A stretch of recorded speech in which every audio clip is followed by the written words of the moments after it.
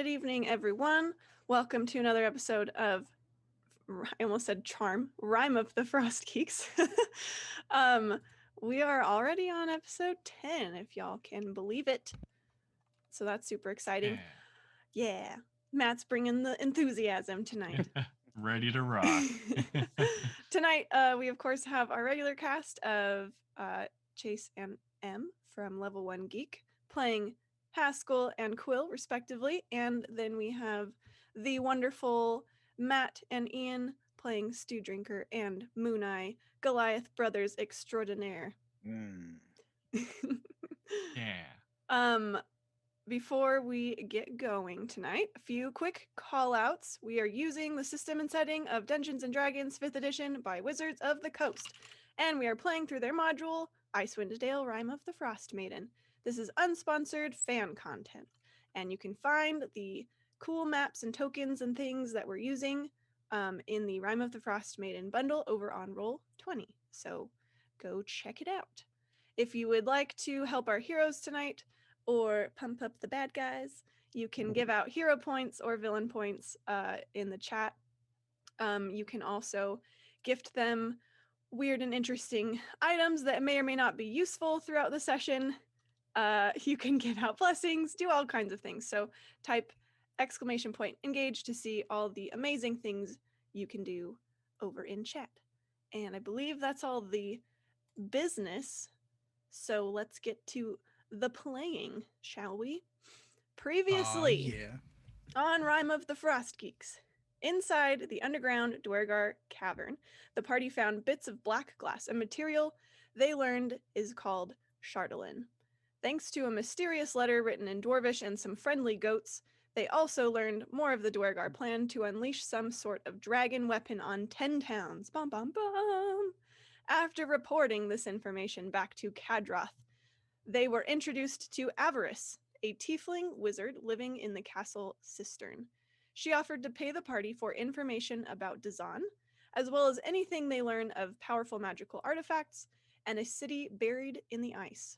Stew Drinker also discovered down there some servants imprisoned in the cistern and has sworn to retrieve supplies for them, like the hero he is in his heart.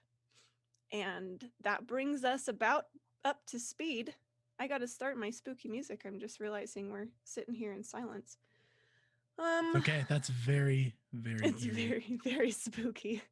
We'll do this little playlist today. Yes, so that is where we're at. Oh, I do need to roll a random blessing. And then Matt and Em, you are, well, I guess Stew Drinker and Quill, you are both being blessed as well. So let's roll our random one first. This one's mine. I can feel it. It's actually Stew Drinker. So Stew Drinker, your blessing will go up to moderate from the get-go. So that'll be cool. Yeah. And we'll see what that one is. Tonight, Stew Drinker, the charm... Okay, it's the charm of friendship. We saw how this one worked last time. I would be willing to re-roll if you would like me to. Please.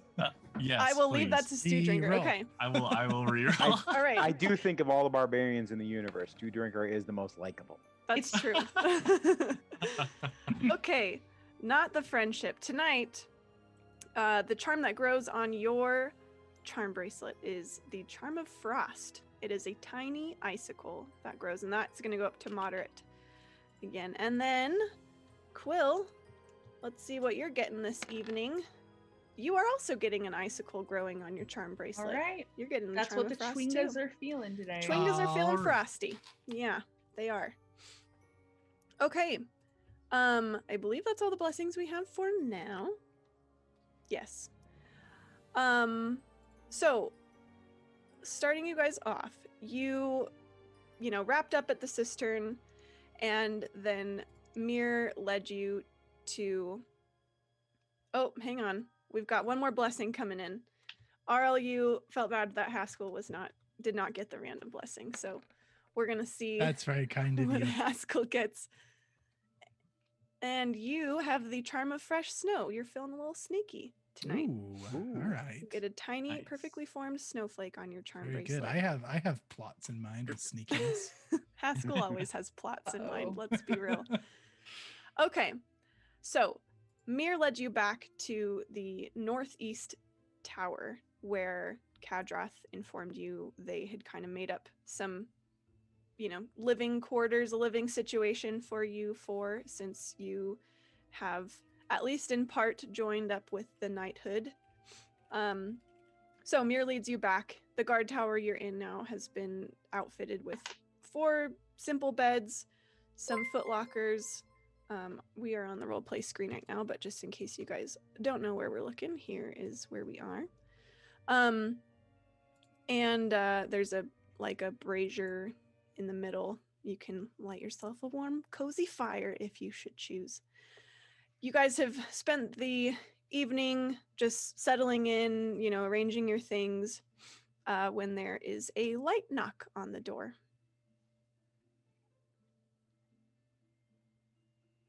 I'm gonna run to the door. Yeah. It's 2 drinker.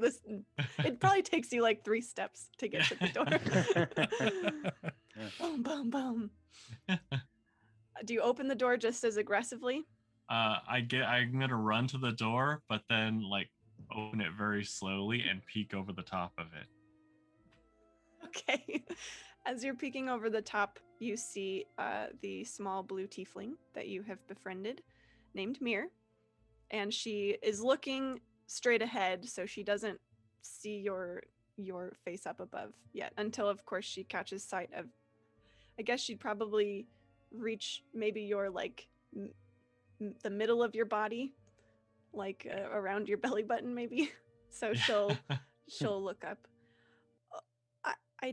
I'm sorry to disturb you, but Kadrath told me that I'm supposed to attend to you guys, and dinner is now served over in the dining hall. Wonderful. Did y'all hear that? It's about time we get some proper food. If you cannot provide us with a proper room, you at least better provide us with proper food. The room has been just fine, Quill. Who is the cook, Mir? The cook? They've been at the castle since before we were here. Hang on. Tori's looking up the name. There is a name, which is why I want to give you the correct one, because I want to honor this poor nameless cook. Okay. Karu Salafan. He makes pretty good trout. That's good. Now I know whose name to write down if I get poisoned. Boomer does too. Boomer was offended by the poison comment. Did she just say crude salad, fam? Open your ears, Quill. He's gonna go walking out. Head straight for the food. Okay, she will lead you outside, and I'll just remove this door for the moment. Dun, da, da.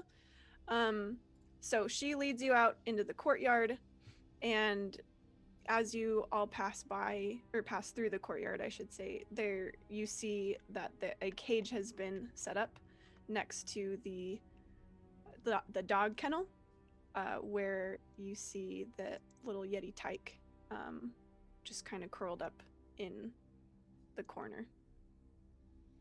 Haskell's blind on the map, by the way, Tori, if it no. matters. Sorry. He lost his eyes back in the boat tunnel. I'll just give you some light. We'll do that. While you're doing that, Quill will stop by the cage and drop some jerky in. Okay. The tyke goes scrambling for the jerky and then kind of huddles back against the corner. So gracious of you, Quill, to feed your caged beast. such quality of life you've bestowed upon it. The tyke will come out of the cage when we leave, but I did not want to bring it into the danger that we just left. I have relented, Quill. Perhaps you are not taken by a devil. So tell me, why the sudden change in personality? Quill will pointedly look to Myrrh and then to Haskell. Perhaps this is a conversation we could continue at a different time. I think it's a conversation perfect for right now. I disagree. And she will pointedly turn her back and go back to the Yeti type. And I'd like to do an animal handling to like make it settle down a little bit because it's acting scared. Okay. You may do so. Thank you. As soon as my character sheet responds. Come on.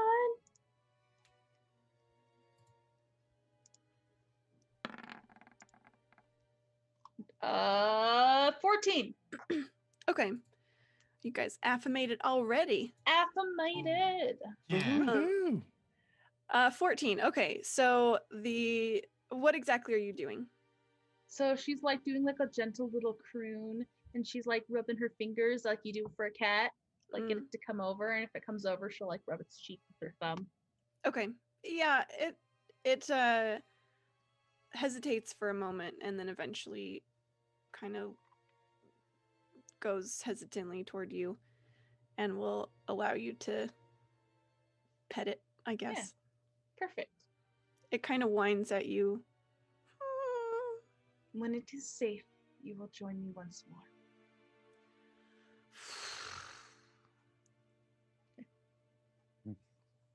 What's like, okay, I guess I can see the map here. What? No, we're good. Okay. I had an idea. I'm gonna tuck it away for later. Oh boy. Oh boy. Okay. All right. And just to orient you guys, just because I know the lighting is a little. This right here is the dog kennel, and you can hear the pooches yipping in there. But Mir will lead you around here, and toward these double doors.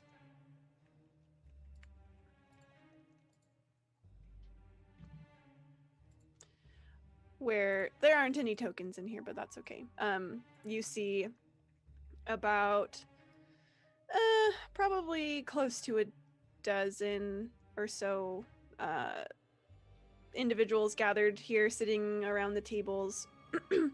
They're eating some sort of stew, it looks like, and it smells like fish. It smells like trout, which is becoming a pretty familiar smell around 10 towns, as that is a large part of many of their diets.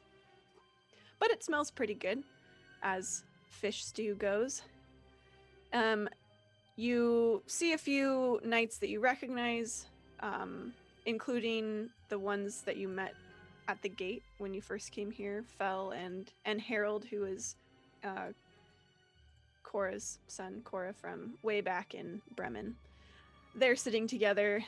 You see Kadroth at the head of this table up here. However, and sitting next to him, you see Thub as well. I think that covers pretty much everyone that you have met. You don't see Avarice, though, of the individuals you've met up to this point. Did you just join the crowd?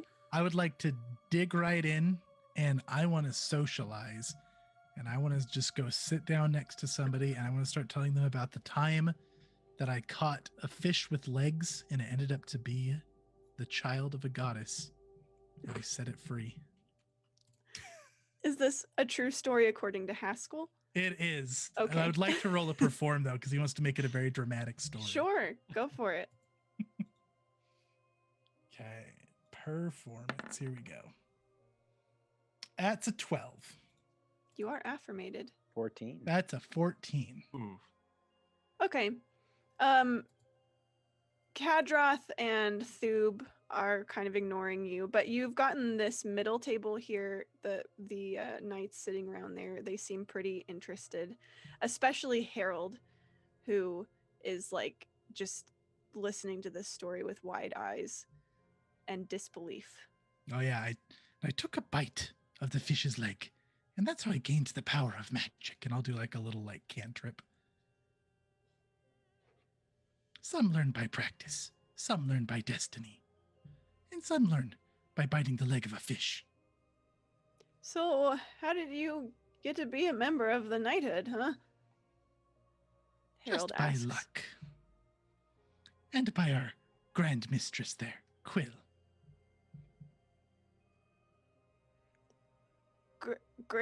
Grand, does she have a title or something? Not yet, but she is quite blessed by Levistus. You will see. He taps his amulet that you can see around his neck, and he says, well, luckily we all are. That was a Yours is crazy shinier. story.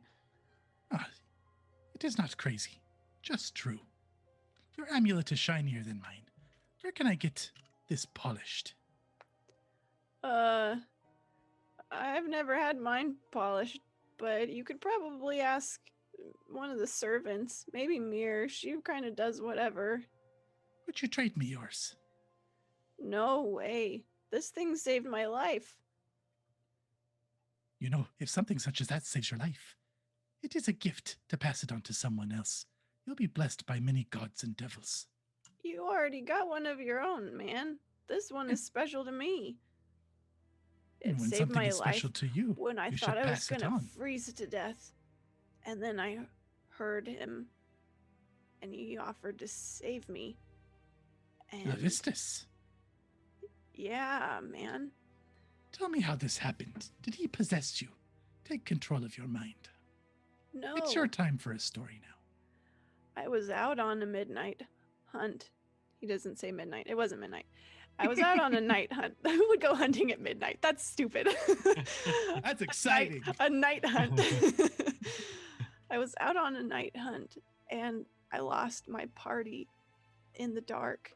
And then I lost my way, and I thought I was going to die out there. Thought I was just going to freeze to death and join the others that Oriel has taken in this winter of hers. But as I was stumbling around to find my way, I found this, and he taps his amulet. I found it in the snow and the ice, and I picked it up, and I instantly felt warm, and I heard this voice in my head, his voice, and he Haskell's said, gonna slowly turn and just grin at Quill. he said he would guide me home if I came here and joined his service. So that's what I did. And you had no problems following a devil. I don't understand the question. He saved my life. And if a demon who had slain your mother came and saved your life, would you then follow them as well? Where's your sense of morals? I'm just curious. He saved my life. And now he's giving me even more to do with my life than I ever thought was possible. I don't see the downside here. May I ask you a question, Knight? You can call me Harold. But yeah. Harold, you said that he promised to lead you home if you came here and served him. Has he led you home? Well, yeah, I got back to Bremen, and then a few days later, Fell here, and he nods toward Fell, who's sitting by him. Fell here came in with Kadrath, and they took me here, And which you is see, my new home. Windbag, he trusts his new leader. As do we all, don't we?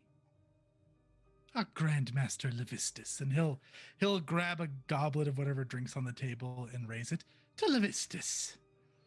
All the knights cheer, and even Kadrath raises his goblet to this, and you get the whole room to cheers with you.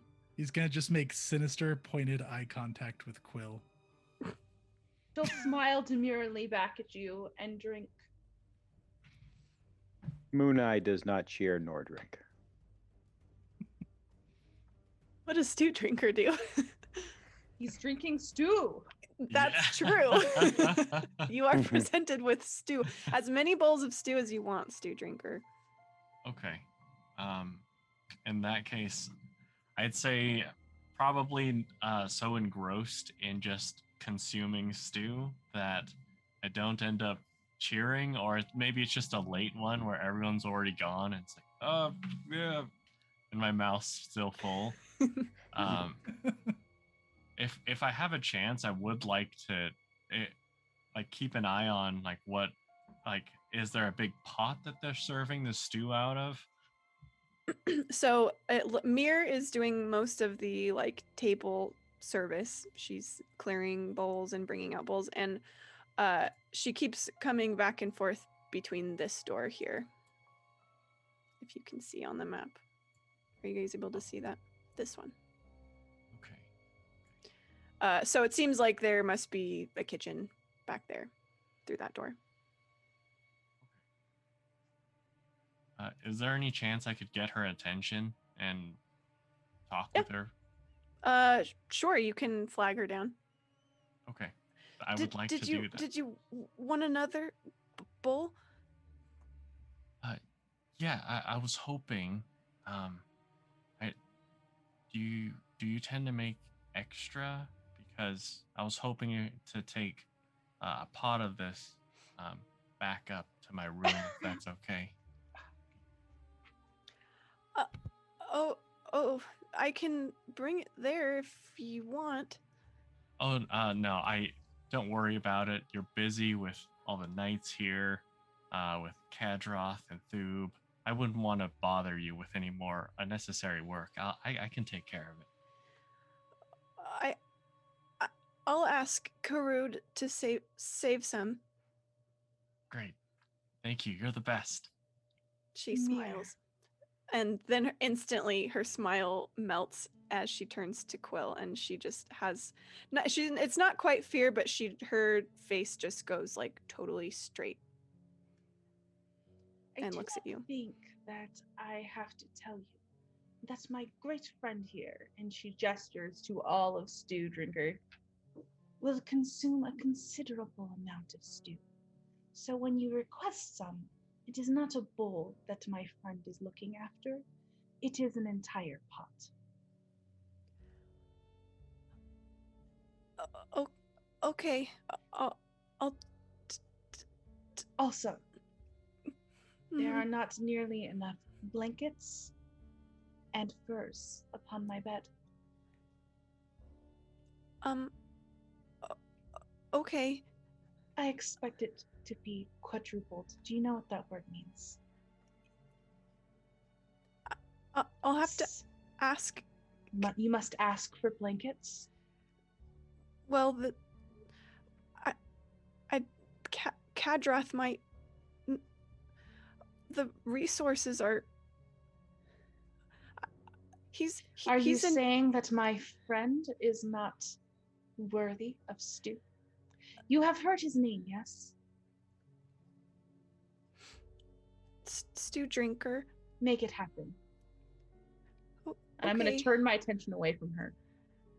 Okay. She kind of stands there for a moment longer, looking around, and then just kind of shrinks away. And then she'll smile over at Stew Drinker. I am so sorry about that. Sometimes the ends justify the means. All right. We wish our friends to be fed and warm. Yeah. I forgot about that second part. Thank you, Quill. And she'll give you a friendly nod and then return to her stew. All right. You see Mir disappear into the kitchen. And then a few minutes go by as you guys are continuing to eat and everything. And you see her squirrel out over to Kadroth. And she's like, you can see that she's, passing along some information.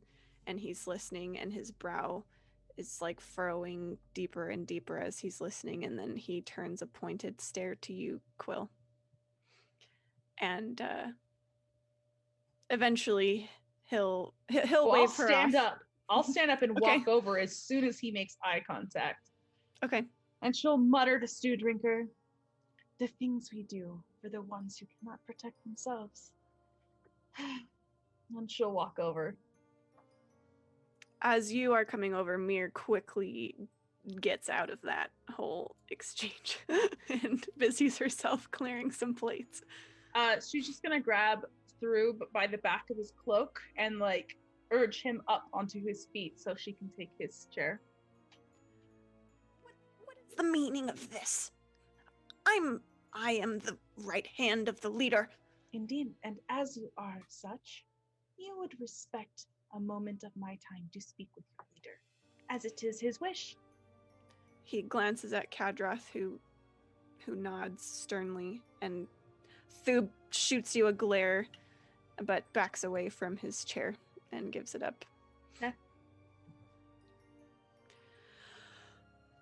I have been informed you are not quite warm enough in your room and require quadruple the blankets.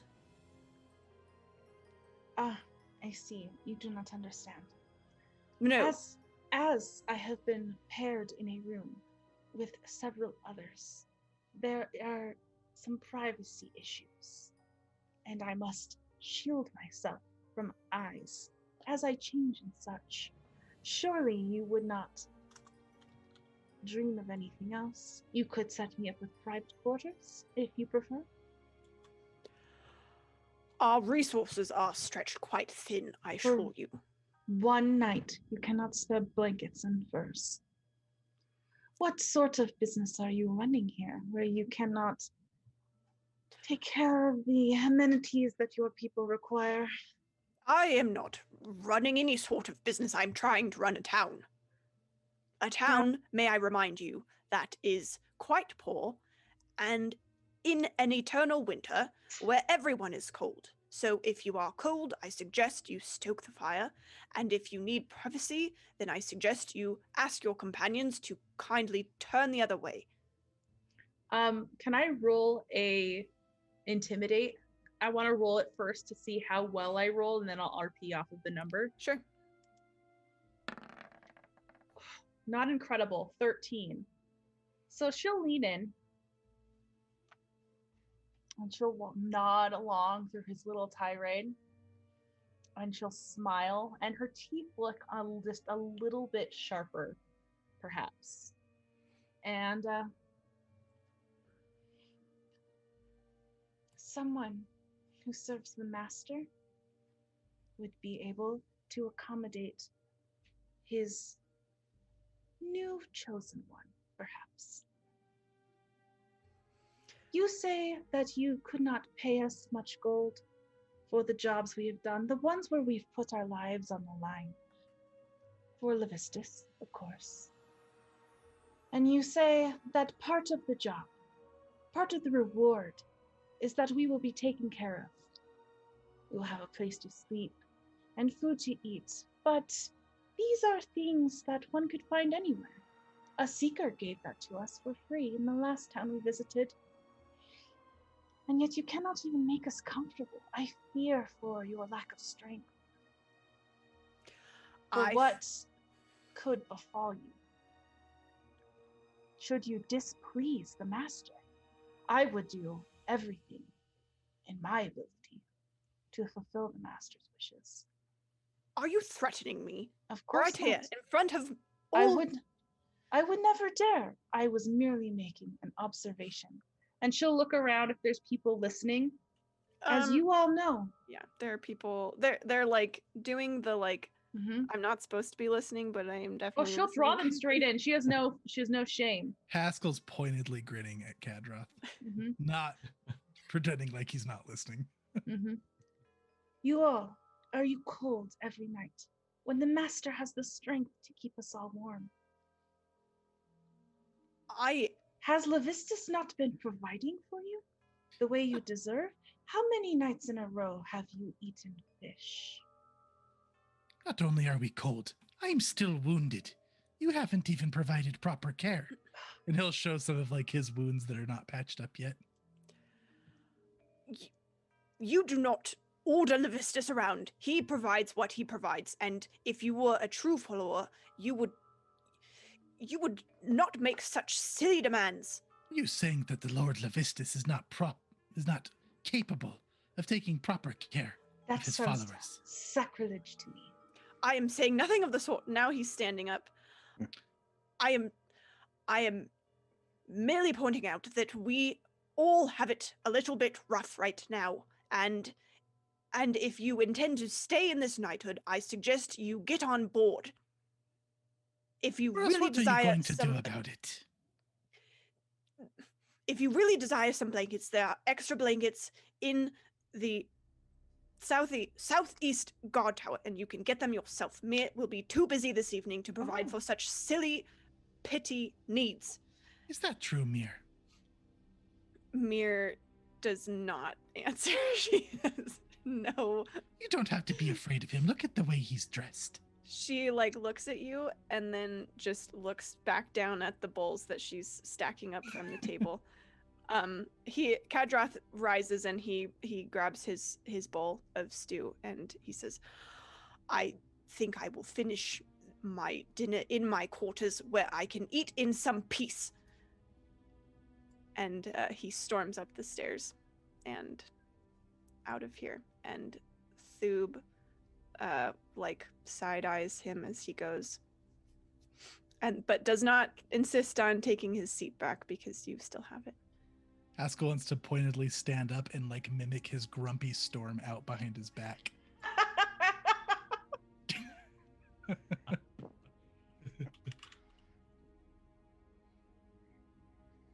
Everyone seems pretty shocked. You know, that weird awkward silence where something where you watch, I don't know, you know, when you go over to your friend's house and then you watch your friend and their parents they get in trouble or something and it's really uncomfortable. You're just I don't know what to do right now. Everybody lighten up. We've insulted him, and yet we have not burst into flames. Does Levistus seem displeased with us? Oh, dearest Lord Levistus, if you are displeased with me, strike me down now for making fun of that fool. And he'll just kind of look up at the sky and then look back down at the ground and reorient himself. He's down there, right? In the hells. I'm a new worshiper. Nobody Harold finally will yeah. Well, I don't know if it's down so much as just a different plane. Did you see the way he almost ran into the door on his way out? If his skin was not already bright red, he would be blushing something fierce. Fel has been watching you this whole time, and I don't know how much you remember or not, but she was kind of cold and you kind of insulted her at your first meeting. She's been pretty standoffish since, but you now see that she's kind of trying to hide a snicker as Haskell's continuing to mimic and talk about Kadroth. And Haskell notices that? Yeah. He makes a fool of all of us. When I first met you, I thought you a fool, but it's only because you were following his orders. Now I can see you are wonderful. All of us are wonderful. We deserve better than him. Thub finally kind of sneaks up and is I don't think we should be talking about the master this way. I will stand out of Thub's chair and I am going to pull him closer and like have a hand at his waist, and I'm gonna guide him to Cadfroth's seat, and I'm gonna sit him at the head of the table so that he can get that little taste and rush of like power. Thoob, it is as he says. Levistisk is looking for his next leader. You should try on the chair for size. And she's just going to murmur this ever so gently in his ear and then pat his shoulder and pour him a drink and like serve him up a bowl so he can like feel like that importance for a moment. He seems kind of two minds. Like part of him is, you know, you can tell running that script of like, I should not be doing this. I'm going to get in so much trouble. But then the other part, you can tell he has this intense desire to like be in this position. Oh yeah. And he'll eventually kind of let it happen, and he'll just hesitantly sit in the chair for a moment. Mir will kind of weasel her way up behind you, Stew Drinker, and I guess maybe Moon Eye if you're nearby. And she'll say, there's extra stew in the kitchen. I'm not strong enough to take a whole cauldron. I'm sorry. Don't worry, you have nothing to be sorry for. Thank you so much. I can take it from here if you'll take me over there. Okay. And she'll lead you over to the kitchen. I'm gonna follow. Okay. I'll just drop you guys in here. Well, here, I'll just open the door for you. There, you see the goats that you rescued earlier? Are they butchered? No, they're alive. Oh, okay. They're just hanging in the kitchen. They're like munching on, like there's like a box that seems to be kind of the equivalent of like compost. And they are just chowing down on whatever's in there. You see like an older gentleman at the fire pit stirring a big pot of stew. You also see another cauldron that's mostly empty, and he's grumbling to himself over this cauldron. As you enter, well, he doesn't turn around. As you open the door again, he says, "My gosh, Mir, a whole nother pot of stew. Do you realize how many? This was so last minute. I wasn't prepared for this sort of. This is just." And he turns around, and then he sees you two, and just is stopped speechless. And you don't know if it's because you're Goliaths and you're giant, or if he just wasn't expecting you, or maybe all of the above. Is it ready? Yes, just about. He sort of regains himself and turns back around, sticks his pinky in it, tastes it, grabs a bottle off the shelf, dumps a few more sprinkles of something in, tastes it again. Yep, ready. Thank you so much. You must really like knuckle-head trout stew, huh? When you're the one making it, yes. He doesn't quite crack a smile, and he says, "Flattery will get you nowhere, boy." I'm just but telling I'm glad the you truth. like it. It's good. He'll hold out his hand and introduce himself as Karoo. It's nice to meet you. I'll shake his hand. I'm Stew Drinker. Is this some kind of joke? No, that's What? his name. What are you? Stew lover? What is this? Stew Drinker. No, I'm talking to your friend here. He's talking to you, Moon Eye. He's my brother. Yeah, what's your name? Do you also have a funny stew-related name? Is that like a family thing, or? I do not. Right. All right. Real warm fuzzies here. I see. Okay, well, here's your cauldron. I got a lot of cleaning to do, so I'd appreciate you getting out of my hair. If All you right, don't will mind. do. Thank you. he'll nod and let you take the cauldron out with you. Great. Anything else happening in the dining hall before we retire to our bedchamber? Haskell's be cracking more jokes. As Our grand leader. we walk out, I'm going to say, brother, I see your name is very apt and gifted to you by the elders appropriately, but why do you need so much stew?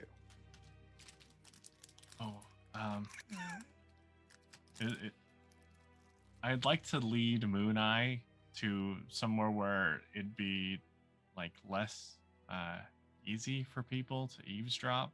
Sure, you can head out into the courtyard, and there are like some people milling about, but they're sort of all headed toward their respective towers where they're staying. Great. Brother, there are some people who have been starving near where we met Avarice, and they haven't eaten. They rarely eat. They're fed every few days, and that's no life to live for anyone. This is true. I would like to save them, but thankfully, you know how reckless I can be sometimes. But thankfully, Quill was there with a little bit more reason. And so... Quill guided you. Yes. So I'll be bringing some food there and hopefully some blankets as well so that they can eat and sleep in warmth. Well, that is very admirable of you, brother. How may Thank I you, brother. assist? Well, at this point, I just need to take it over there. I did hear that did I overhear that the blankets are at the southeast? Yeah, he kind of yelled that. Oh, at great. Quill. By that time, he was sort of in a little tirade. Great. Brother, if there's any chance you could get a hold of those blankets, that would Certainly. be fantastic. I'll go now and meet Thank you you. down by the boat. Sounds good. Mir will I don't have to say this in her voice, but basically she'll inform you, Stew Drinker, that she gets the impression that Kadrath sort of and like all of the cult decided to put them down there, and they might not be happy knowing that that's what this was all going to. So, and you, as you guys are out in the courtyard and seeing everyone kind of go off to their towers, and the first time Mir led you down, you do know that there are some beds and stuff in that tower where the like trapdoor is. So there is a chance that you could be spotted if you just like walk over there, you know. Okay.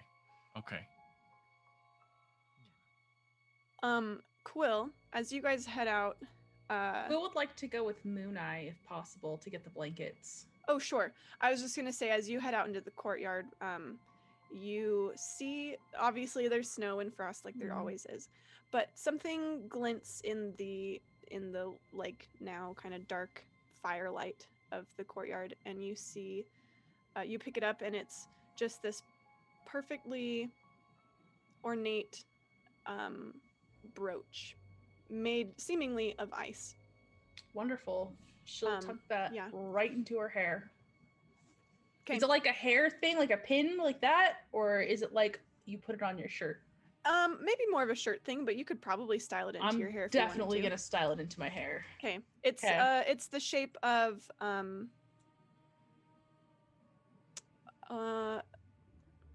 we'll say it is just like two horns.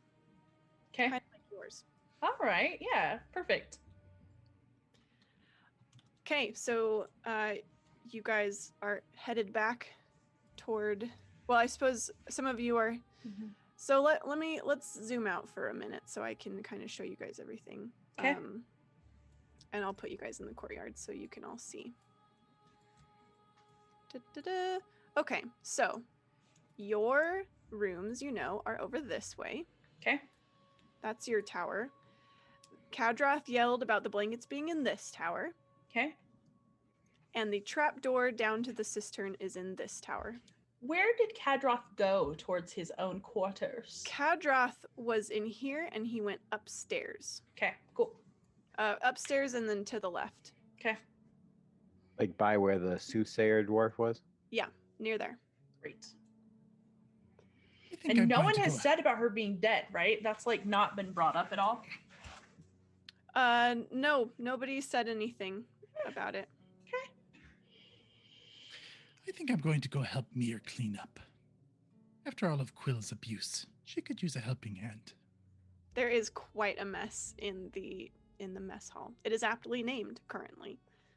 And you see she's trying to clear all the plates and things. All bowls, I guess. There weren't any plates. People were eating stew. You can eat stew in a plate. Not well, but you can. It's possible. Challenge accepted, says Stew Drinker. I just picture he just like folds the plate somehow like a funnel. Just like pours it in. Yes, precisely. Is there Brother, anything else any of you need me for tonight before we retire? I think you should put the stew away in our room and go with our small friend Windbag. Oh, don't worry about it. I would like to get a little alone time. Yeah, I'll turn away from Haskell. saying, yes, exactly. I don't trust him. I think you should follow him. Go help clean up with your new friend. Okay. And I guess I'll take it up to my room, realizing that there may be eyes watching, trying to figure out something a little sneakier. If so, you take the cauldron over to your tower. Mhm. Okay. And then you and Haskell are helping Mir in the mess hall? Yes. Okay. So So I'll Stew just- Drinker's leaving for a bit before he goes back to the Oh. mess hall? Because I'm going straight back to the mess hall. Yes, it would take probably like a minute or two for you to get the stew over to the room. Okay. Is anybody else going with me to the mess hall? No, I'm gonna be going No. with Moon Eye. Okay. Before Stew Drinker goes back, I would like to go up to Mir. Mir, may I have a word for a moment? Where does Kadroth reside? Oh, he spends most of the day in the office, and she points. You guys have been there now a couple times. That's through this door just off the mess hall. He's going to And be then tapping another his foot door. impatiently and like looking back at the mess hall doors. And where is he at now?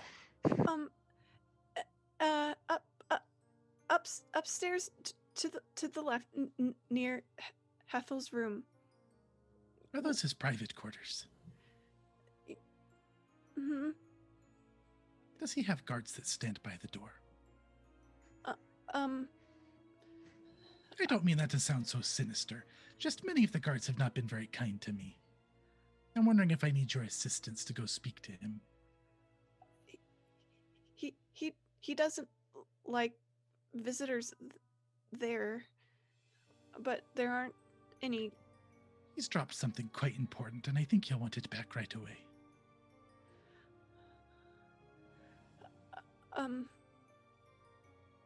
Oh, okay. How about you stay here? I know you're nervous. I'll go speak to him myself. Rude guards or not, I was just curious what to prepare myself for. There aren't any. Maybe don't tell him I. Of course not. This will stay between us. She'll hurry off with her pile of dishes and kind of scamper into the kitchen. Oh, Mir, Yes. you're quite impressive. You're quite impressive at what you do. You should speak more confidently. Thanks. Okay. I would like to use my charm, which I Mhm. believe is major. Is that right? Is it? That's what it Looks like it.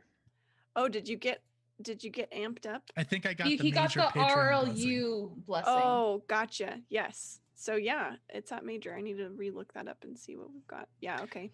I would like to use my pass without a trace, and I want to go skulking up a Kadros room. Okay. Really quick, Mhm. Quill, I forgot to tell you that brooch you found gives you +2 to checks to influence others while wearing it.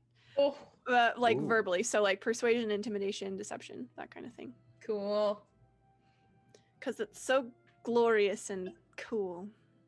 Mm. You also don't really now that you've found a few of these items, and they always kind of have a little bit of whimsy, like they might be from Chwingas. This one you don't get that sense.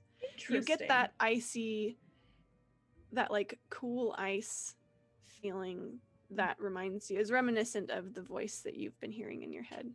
Oh, so it kind of gives me the same feelings as my amulet, but it's not an amulet. It's a hair decoration. Yes, steal this from me, Haskell. I am blessed with stealth right now. Don't tempt me. Okay, so Haskell, you've cast Pass Without Trace, and you already have your snowy feet, Mm-hmm. so you are gonna head upstairs. Yes? Yep. I want to try to avoid anybody else, and I just want to try to get up to his room. Okay, I'll set you on the stairs, and we will come back to you in a moment. Sounds good. Quill and Stew Drinker, I'm gonna put you in your room. Go to your room, Stew Drinker. All right. Whoa! Quill Aggressive. and Moon Eye, what are you guys doing? I mean, there's nothing Yeah. that's wrong about what we're doing, so I'll go open the door, walk in. For the blankets. Mhm. Yeah. Okay. Gotcha. So you see many of the people that you just saw earlier at mealtime. They seem to be settling in for the evening. Looks like they are setting up some sort of game here at the table. And you see a whole bunch of boxes here on the back wall that are suggestive of living supplies. They look up. You recognize Fel and Harold in this room. It's not on the map, but there are also some cots in here that are similar to yours. Okay. Set up around the wall. Knight Herald, we are going to get the extra blankets. Oh. Okay. The two I'll walk over and Yeah, you grab some. Yep.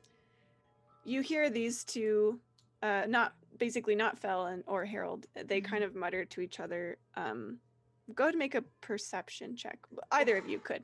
Yes, I definitely want to know what's going on with these guys. Oh yeah, an unnatural. It's a dirty 20. dirty 20. It's a dirty 20. It is a dirty 20. And 17. Brunei, you got a 17. Okay, yeah, both really good. So you guys both kind of overhear little snippets, and you get the sense that they're kind of doing the whole like, why do they get extra blankets kind of thing. Like you get the sense that these resources were maybe not shared very freely and openly to just like help yourself, and they're a little miffed that Oof. suddenly these new whatever recruits come, hot stepping in and suddenly get 4 blankets, like no questions asked. I'll Are go there- over. Oh, go ahead. Sorry, Moon. Are there more blankets in the boxes? Yeah, let me roll some dice. I want to roll a dice. Let's see how many blankets there are. Watch it be 1. Maybe. Okay, so there are 2 others besides the 4 that you've grabbed. Perfect. I will hand 2 of them, 1 to each of them. I would like to make a persuasion to back up this gift that Moon Eye has bestowed upon them. Okay.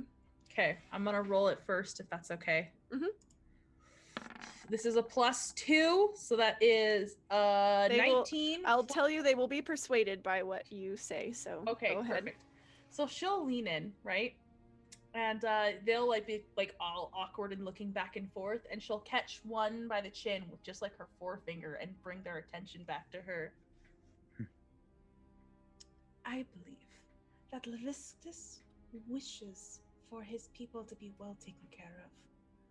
If there is any flack for this gift, direct it to me, and I will handle it personally for you. Sounds good to me. While he may be of ice, his heart is warm for us.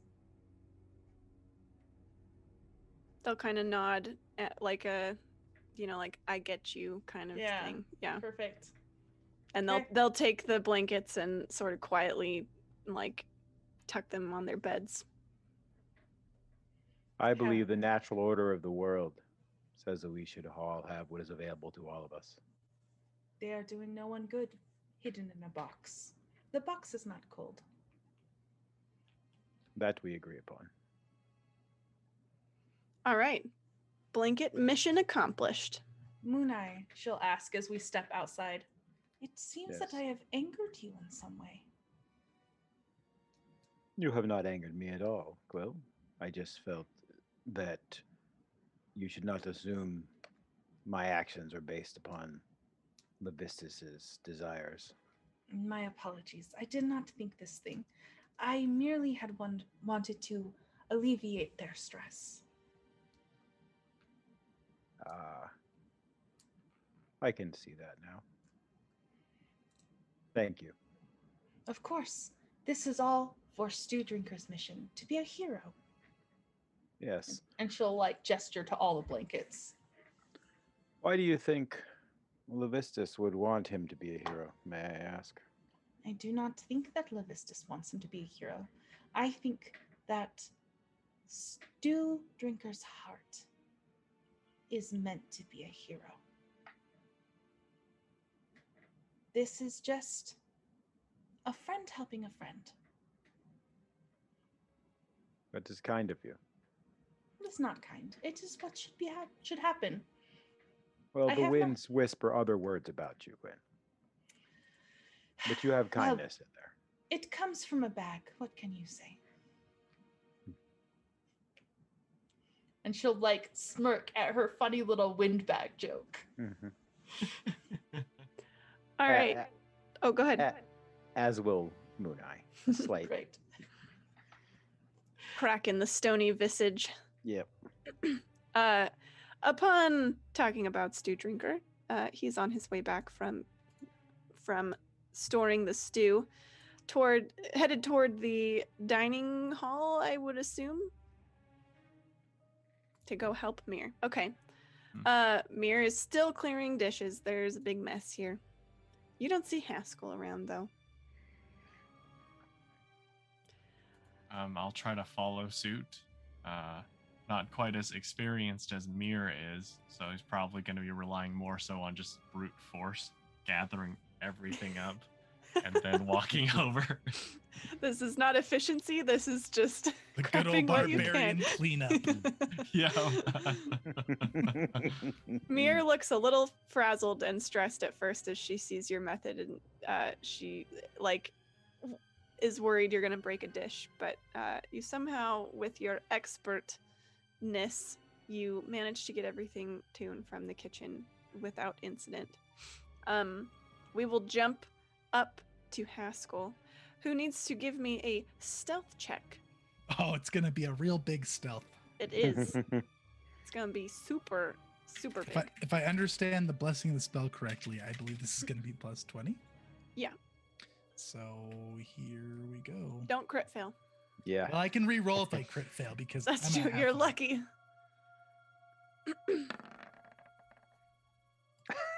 That's 37. Super, super sneaky. You are still visible because it is like lit in here, but you're being just so quiet.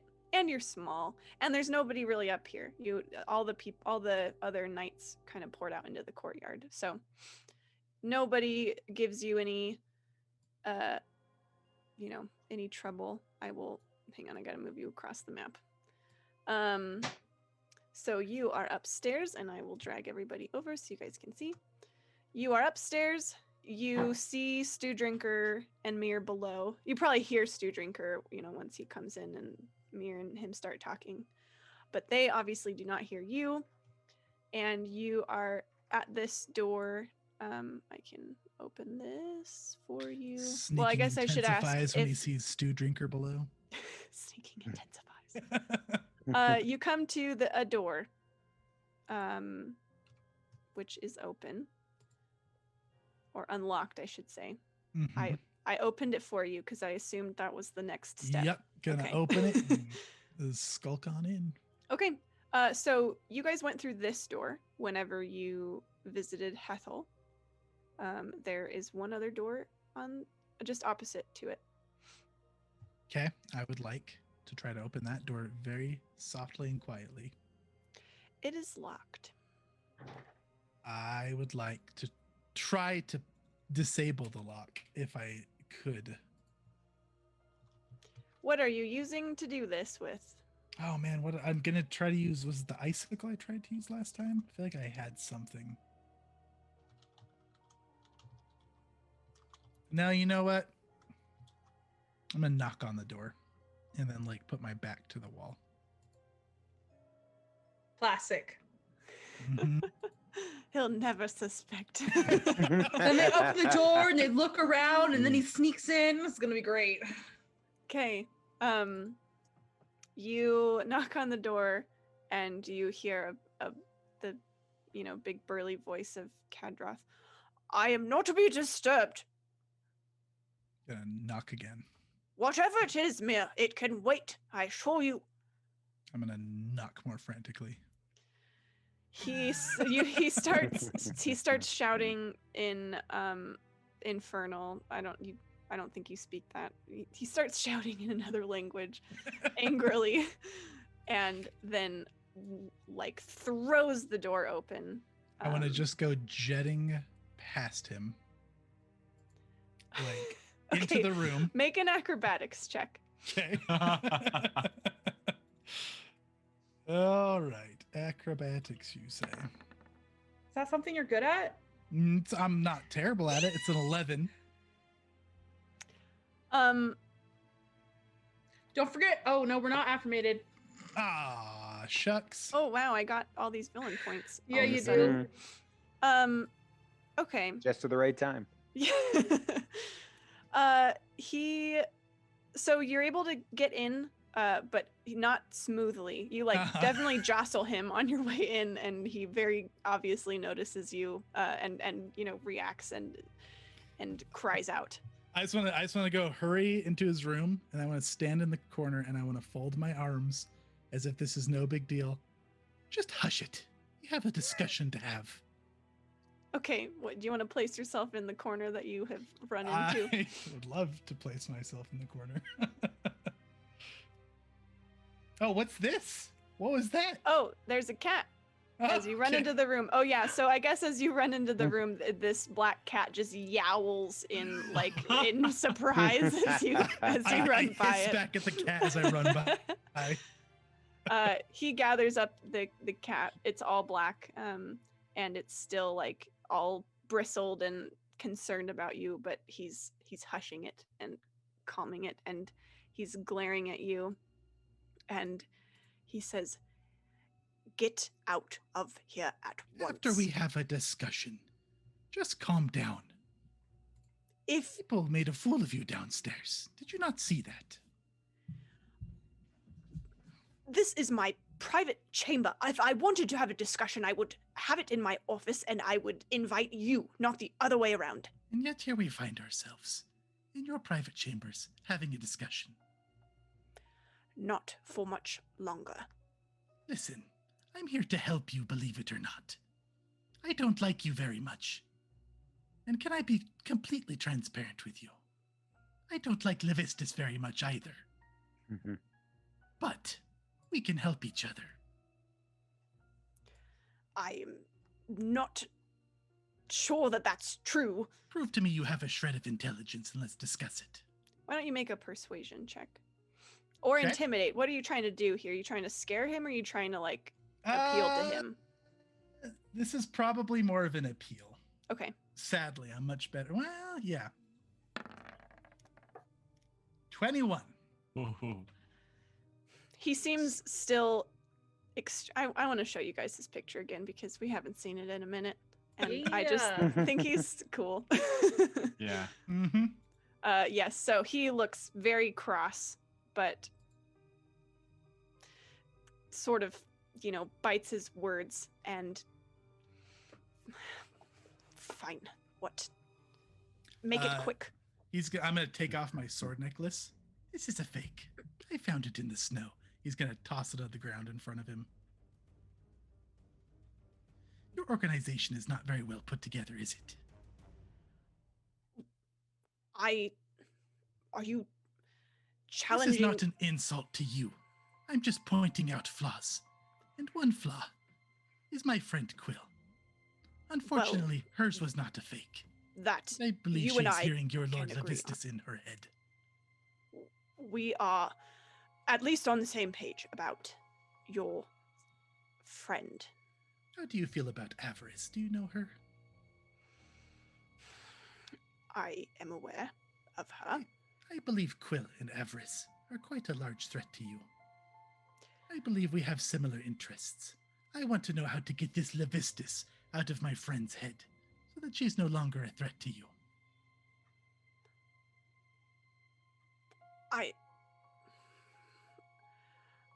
I'm Intrigued, I know. I did not consider this course of action. Perhaps if you were not so busy being angry all the time, you could see a bit of logic in your thinking. I am not certain that the master would desire such a thing. I can tell you very much that your master desires my friend Quill. Her personality has changed. She used to be naive and pleasant, and now she is more pleasant. But I also fear for her soul.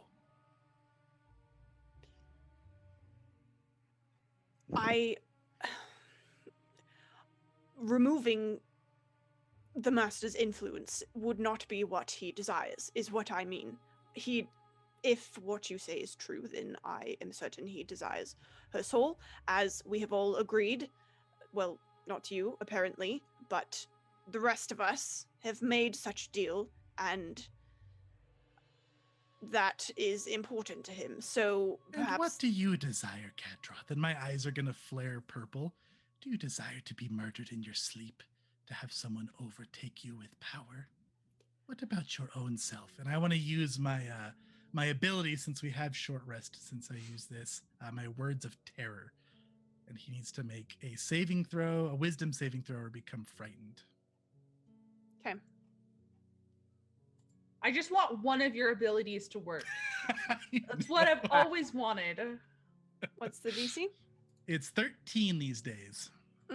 I am unfortunately for you affirmated at this moment. So I am at 14. Okay. I have no hero points. Darn. Okay. Did He you doesn't share know the I tried stream? it. Did you share the thing? I did. That gives you Oh, a hero point, you all right. ding dong. Mhm. Can hero point. Sure. Yeah. Can I'll I have allow him it. reroll it? Okay. Wisdom. It's a -2 though, right? So that Mhm. canceled out my affirmation. I rolled the exact same thing, but it is now a 12 because I am not affirmated on that. Woohoo! Got there. Yeah. So So- you gained a hero point and used it all in the same breath. Yes. Classic. That's what this situation calls for. So he is frightened for 1 minute. Okay. No, wait a minute. He's frightened for an hour or Of until you. attacked or damaged. Okay. Of you. It just says he's frightened. Oh. In general, what is your? Can you? These are words of terror. Is that what it is? I put Is it that in what the it's chat called? for you. Yeah. Thank you. I believe I've spoken to him for a minute. That's the prerequisite. Mm-hmm. Yeah. Okay. Cool. You And it- see his demeanor shift a little bit, and you see, not quite panic, but dread just like come over him. And it might be important. The wording in the ability specifically says it attempts seeds of paranoia in their mind. Okay. Yeah. So he kind of glances and quickly shuts the door behind him that you had opened, or I guess he had opened, but you had barreled through, and looks around. Have you heard such plots against me? I have not heard them specifically, but I can feel them. I am very intuitive. Well, if there is disorder and seeds of rebellion in this knighthood, then we must root them out. Remove them permanently. You can start by fixing my friend Quill. She will not be removed permanently. But you can help me remove the master's influence, and I will make sure it is done. Just tell me what you know. I will not do this thing. Her soul belongs to the master. That is owed. I can remove the threat, which I thank you for warning me of, by getting rid of her. You cannot remove this threat. She is more powerful than you. No offense. You know nothing of my power. I will stand by her side as well, and you know nothing of mine. Then we are at an impasse, and I suggest you leave. Oh, you naive fool. Quill used to be like you. Don't say I didn't try to warn you. And I advise against any moves against her. Just think about what I've said. If you change your mind, and want to resolve this in a way that saves your own life, I'll be around. I'm gonna reach up and pat him on the cheek, and then I'm gonna walk out. The cat hisses at you I'm and gonna kind hiss of like back at it. like paws half-heartedly at your hand. He sort of just stands there as you leave. And do you shut the door behind you? No. Oh, okay. It stays open then for a few moments, and then you hear it finally shut. You see Stew Drinker and Mir still cleaning up the kitchen, although now it seems like it's pretty close to done. I'm gonna shout down at him. Where have you been, Stew Drinker? I was looking everywhere for you. Oh, I was here and then there and then here again. I'll go down and finish help cleaning up. Okay. Man, so much sneaking around. This is crazy. Okay. Gotta drag Haskell back over here. Get over here, Haskell. Okay, Moon Eye and Quill. All this is kind of happening simultaneously. So you guys have the blankets now. The stew is in the room. What's the plan here? You can see, if you glance in the mess hall, you see that Mir and Stew Drinker don't have too much left to clean. Haskell is not there yet. I'm going to bring the blankets back to the room for now. Okay. With the stew. I'll even replace my bed blanket with my bedroll so that I can donate my blanket to the blanket cause, the blanket drive. Yes, I will as well, since we don't really need it. Okay. She'll like present the idea all excited to Moon Eye and be all hype about it. Very nice. So you guys have gathered in the room. Are you going to wait to take action until Stew Drinker and potentially Absolutely. Haskell? Okay, so we'll just Absolutely. kind of hand wave the next few minutes. You guys plot and plan or whatever, and Mir finishes up and thanks you. She sneaks a little hug with Stew Drinker and then like dashes away. And Haskell, I'm assuming Haskell, you're going back with Stew Drinker unless you're gonna go murder somebody secretly in the Not castle. yet. Okay. No. All right, so Stew Drinker and Haskell head back, and I will drag you guys over. And bam, you're all in the room again. Dun dun dun dun! And with that, actually, we will go ahead and take our 10-minute break now. We'll be back at 9, and then you guys can like chat about the plan, and we'll come back with a super cool plot for you. So we'll be back in 10 minutes. Sorry. There was some very nice production noises right before we went live. That was the reason for all of our faces. So hello and welcome. Thanks for joining us. We left off with the group here plotting a grand blanket and stew drive for the poor imprisoned servants down below. Is that the title of this episode? The blanket and stew drive. Okay. And you guys have made a plan. I don't know if you want to verbalize it or if we want to just go for it and just see it happen. Let's just see it happen. Just get in Okay. there. Let's See, to just get in verbalize there. it, to verbalize it would infer we had a really grand plan. We're winging it here. You Yeah. guys would do the whole like so Moon Knight, I know the plan, but just like to make sure you know the plan, why don't you go ahead and say the plan? Yeah. Haskell doesn't Okay. ever know the plan. So we've got Haskell and Moon Knight teaming up. I'm assuming going out first, with Quill and Quill and Stew Drinker bringing the supplies. So why don't we start with for Team A, unless you have a cooler team name you want to be called. Maybe chat come up with a team name for our two combos here. We've got Moon Eye and Haskell, and then Team Quill and Stew Drinker. I want to see some excellent combo names. And All Stew right. Drinker has filled me in on the plan, right? That he wants to get supplies to these people. I'm assuming that you're all on the same page with that, Stu? Yeah, Okay. absolutely. Okay. Why do you want to help these people, Stew Drinker? Everyone deserves the right to eat and live. Is that the teachings of a god you follow?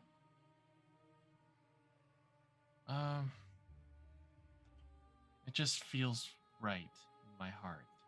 The teachings of nature. I see. He has a bright heart fire. I will help with this.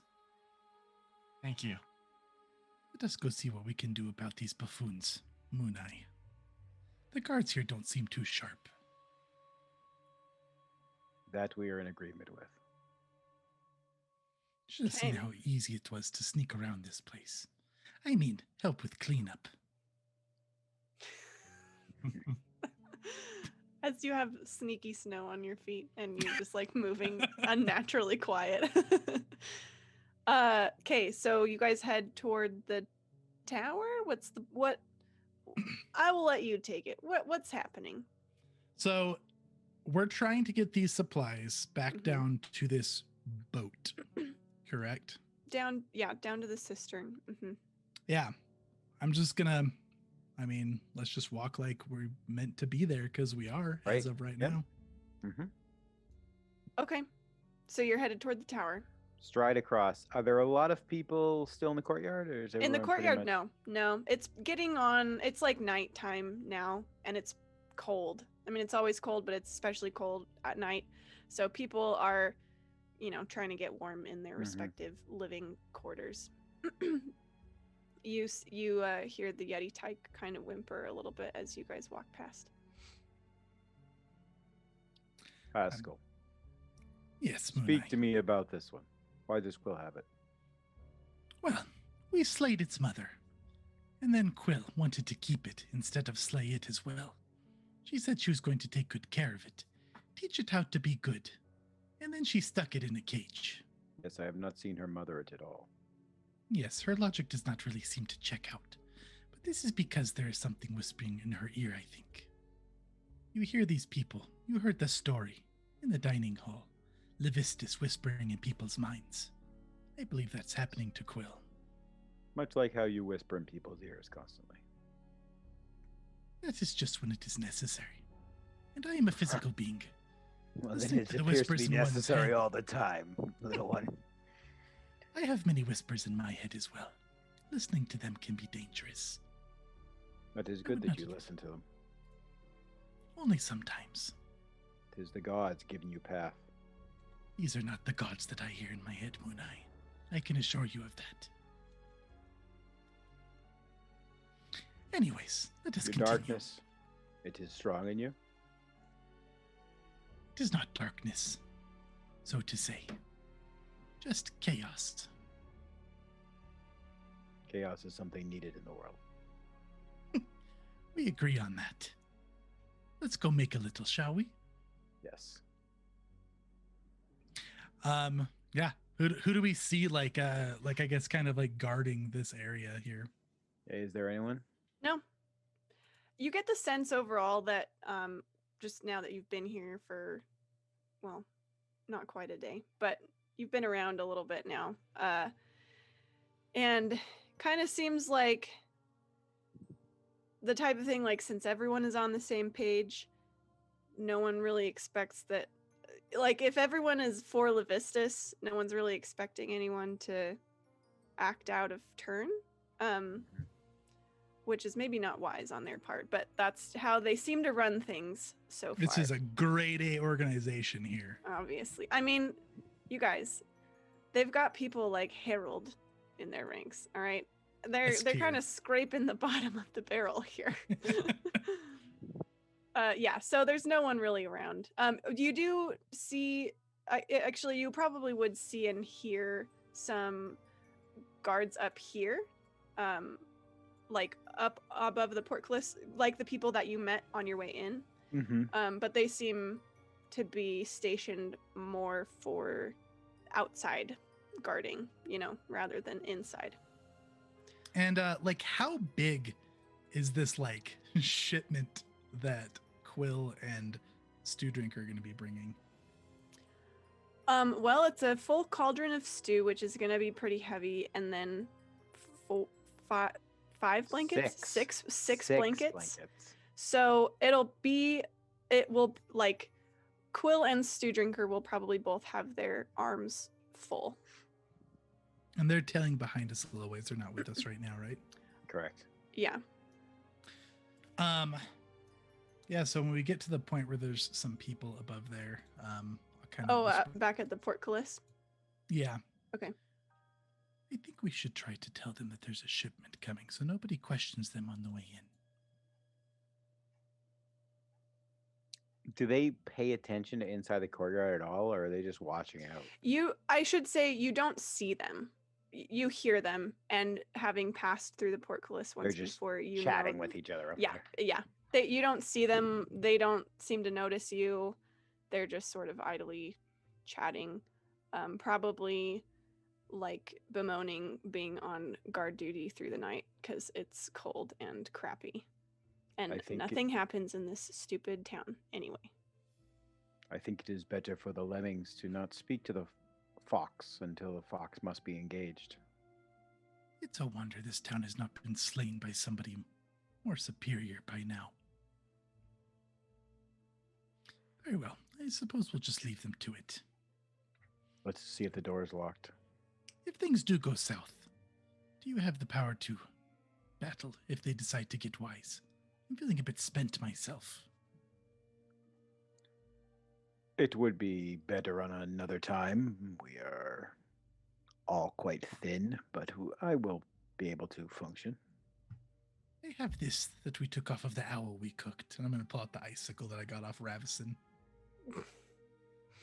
Okay. That will suffice, I suppose, if we need it. Yeah, what's further down? Well, on the other side of the courtyard, you find the tower where the trapdoor is inside. The door's shut right now. You see the glow. Yeah. When we went in there earlier, do you remember how many beds were in there? Go ahead and make a perception check. We'll see how good your memory is.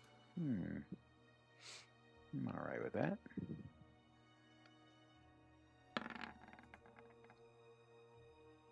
Well, there were beds.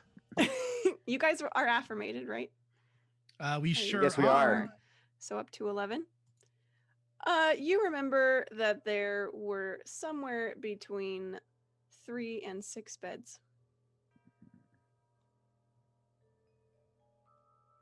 They're around a hand of beds. Is that relevant information? Yes, it tells us how many people would be staying in there. Yeah, that's a good point. Very well. 3 to 6. It's worth a try. Let's just keep pressing on like we're meant to be there until we see any potential trouble.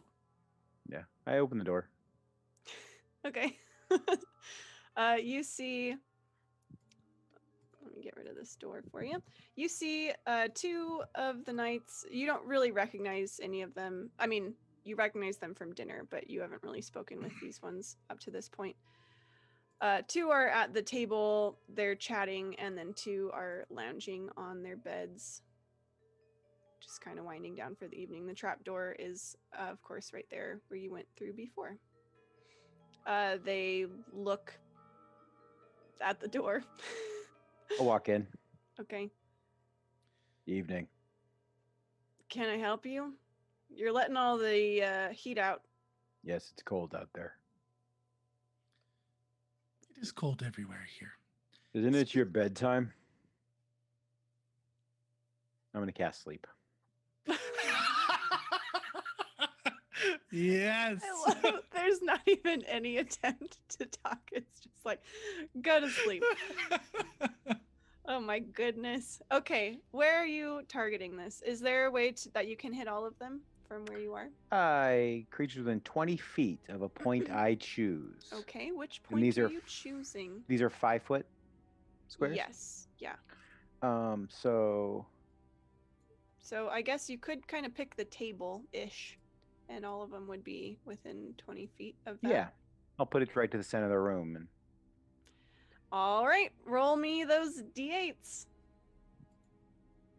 Actually, fortunately, let's actually quickly roll initiative, just because in case they don't all go to sleep. Right now we will just have Mooneye and Haskell roll, and then Quill and Stew Drinker, you guys can just be at the bottom of initiative if you happen to want to do things. 24 with our affirmation. Oh no, okay, there we go. 24. Wow. You have 2 hero points, by the way, Moon Eye. In case you that's need true. to I use could. those. Yeah, I'll re-roll that initiative actually. Okay. Oh, and let me. I don't know So- if I want. I'm gonna hold off on the combat music for now, in case things aren't actiony, and then it's just. You Is have initiative starting lullabies with for- him casting? Yeah, so he'll get this action off. Okay. Yeah. Cool. So 17 for my initiative. All right. Very nice. So you cast this. Go ahead and roll, and we'll see what happens next. Casting it as a first level because I'm at a second level at this point. Okay. 26. 26. Alrighty. I've got to do some math in my head. Man, that is a cool spell.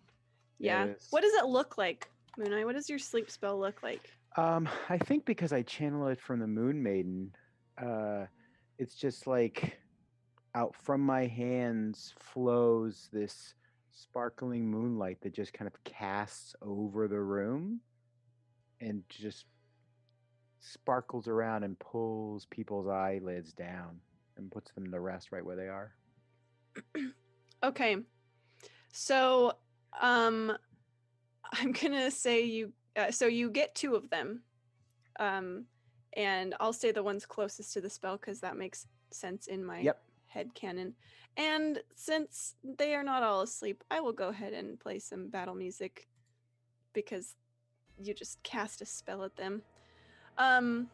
Okay, so I'll mark the guys who fell asleep. Haskell, though, it is your turn. You see the other 2 on their beds, like, are reacting. It's maybe not clear what they're specifically going to do, but they have clearly seen this and are clearly feeling threatened. Okay. I would like to cast Hideous Laughter on this one back here. Okay. I'm going to just start giggling at them falling asleep and pointing at it like it's just like a funny joke. And then I'm going to see if I can get him to laugh along with me. It's the farther one, right? Yep, the farther one. Okay. Oh, where did my stat sheet go? Okay. And I believe that's a wisdom saving throw. I believe you are right.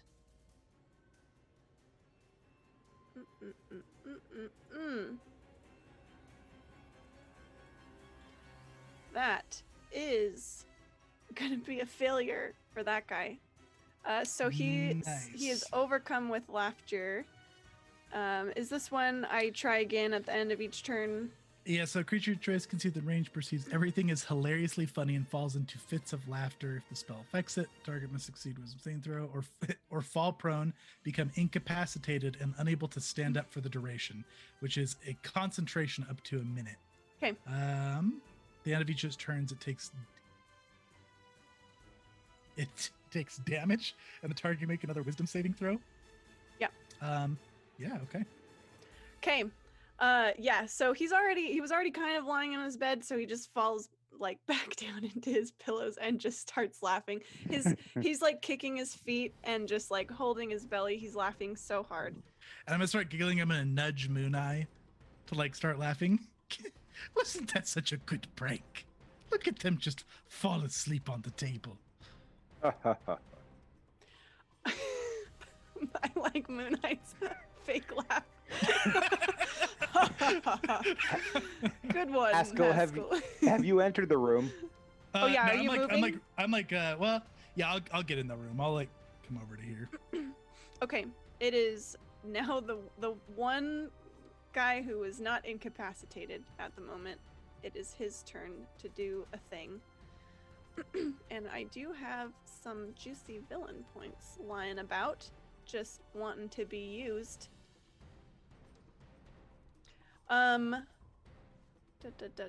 Okay. So he jumps up and grabs his scimitar. Oh, come on. You can't take a joke. Oh my gosh, I failed I'm to a mention, tabloid. Haskell, that except for possibly trying to blind him with light, pretty much all I can do at this point is hit him. Oh my gosh, I don't want to change his size. Okay. He's gonna step up to you. And swing with his Okay. scimitar. What is your AC these days? Bad. It's 13. Okay. So that is. All right. I'm actually going to use a villain point to re-roll that. All right. Come on and get me. Which I will indicate in a moment. Okay. Is that a nat 20 or is that no? That is factored in. Okay. Better be a dirty 20. It's a I dirty don't want 20. that 20. It's a dirty 20. But he does hit you Okay. with the scimitar. What do I roll for a concentration check again? It is a Constitution saving throw. And it is either DC 10 or half the damage that you take, whichever is higher. Gotcha. Okay. Okay. So let's roll some damage. That is 5 slashing damage, and you feel this cold searing. Like this looks like a normal scimitar, but the cut that he made just like it's like when something is so cold it like stings. Right, yeah. And it's gonna do some additional cold damage, and I'm gonna use another villain point as Ooh, Levistus manifests his devilish rage. I spit it, this. Levistus. Okay. We'll do this. Okay. That is 10 cold damage. Okay, so that is 14. It's half the damage or 10? Half the damage or 10. Okay, so I didn't mean to roll advantage, but that's a 12. So I do keep You're my good. spell, but Yep. I take 14 damage. Mm-hmm. He's gonna give him a real sinister look when he cuts at him. It didn't have to be this way, you fool. Why are you all fools? All right. And this cultist will retry his saving throw at the end of his turn here. It is not going to make it. He still thinks this is just incredibly hilarious. It's a good joke. Moon Eye, you're up. Is it possible to close the door and attack him? Yeah. Well, you can shut the door. That Okay, can... I'll reach back and shut the Sinister door. closing of the door. I'll say, Yeah. are you good? You can use a bonus action to do that. Is that fair? Does that feel fair? Yes, that's Okay. fine. Yep. And then I will attack with my large stone warhammer.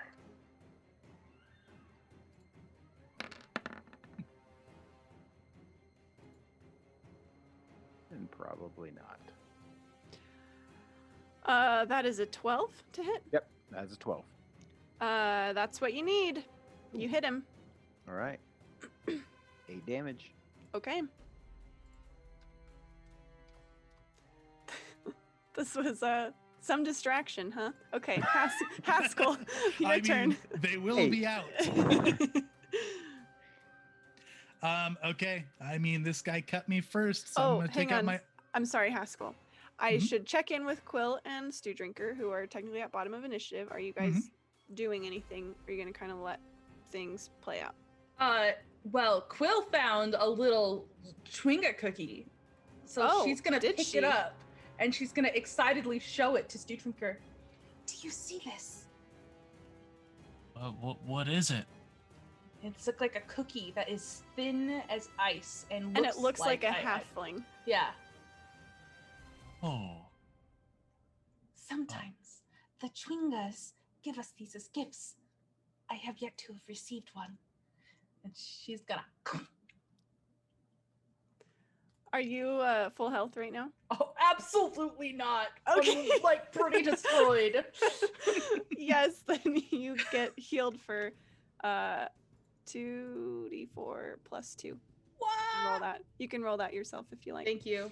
But besides that, she's just gonna be chatting to Stew Drinker and Okay. waiting for the I don't A-okay. think you guys really hear this. Yeah. Yeah, because he shut the door and everything. If anything, it sounds like a good time in here. There's True, you hear laughing. laughter. yeah. Haskell, I'm sorry, I interrupted your turn. Go ahead. No, you're good. Okay. Haskell is going to pull his own freezing weapon. I'm gonna draw that ice sickle, and I'm gonna slash at him. Here goes. Okay, that's a 20, Mm-hmm. and I'm gonna use my last bardic performance of the day, and I'm gonna add 2d6 mental damage to this.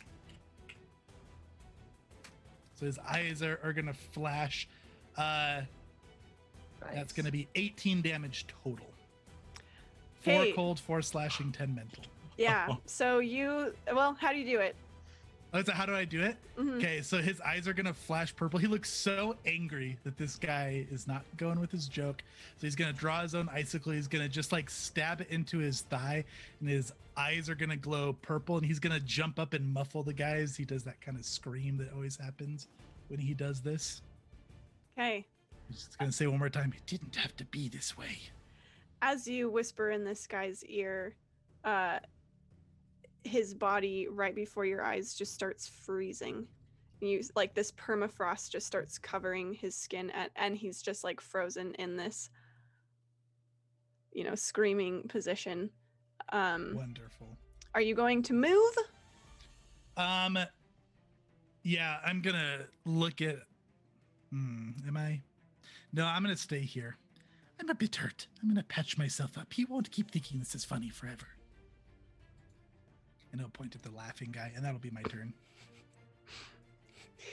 Won't keep thinking murder is funny forever. Speaking of this murder man, we will see if he thinks it's very funny that you killed his friend. And he does not think it is very funny. He recovers himself, and you see his laughing face now has turned to one of horror. However, that is his whole turn, so you see And he is recovered. prone, for the record. Moon Eye.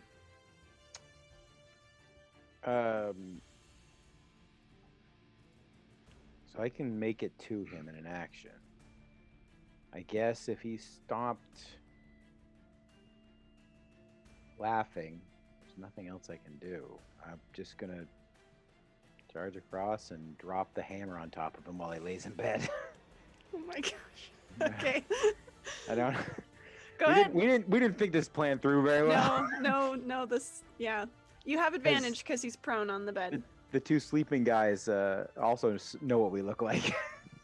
So it's really a bad plan. Meanwhile, Quill and Stew Drinker are like, look at the little cookie. It's so cute. Right. Just hit him. 13. Yeah, you get him.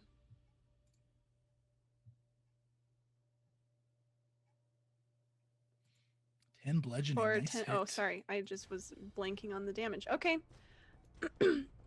How did you do this one? I guess you just explained. You just smashed him on his bed. I'm just gonna. Yeah, he's on the bed. I'm just gonna drop the hammer down right to his chest.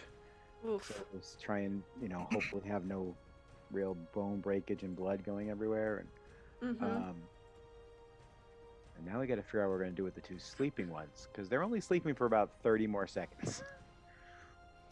Yeah, so your hammer comes down with this great big crunch, and same thing, you see the frost just immediately start to spread across this person's body. And oh yeah, go. Do I remember if there was people directly below the hatch last time right here? You didn't see anyone other than Avarice, who's down there. Hurry, get them down this hole, and we'll tell them they left on patrol. And Haskell's gonna start dragging this body towards the hatch. Okay. Like It is sliding it since it's all frozen. He's gonna push it. It's bottom of initiative, so Stew Drinker and Quill, you guys still chilling for the moment. Yeah. Just keeping our faith in our teammates. We're doing This is- great. This is a perfect cut back and forth scene of just like crunching bodies, dragging frozen corpses, and then like cut to Stew Drinker and Quill, who are sitting in the room, just like, those people are gonna be so happy when we bring them the food. Yeah. Okay. Haskell. Oh yeah. Perhaps we should release the dogs and say they attack the people. Suppose we could. Let's try to get these bodies down the hatch first and make sure there's not a big ruckus or alarm settled. We can put them in the water. That's a wonderful idea. That's where I put the trash. As you guys That's are what- discussing what to do with these bodies, the frozen corpses suddenly start moving again. What? Tori! Are they And undead? I am dumping my last 3 villain points. Tori, I buried a frozen person. Are you telling me they are going to unthaw later? They look well, okay, I'll give you this consolation, Quill.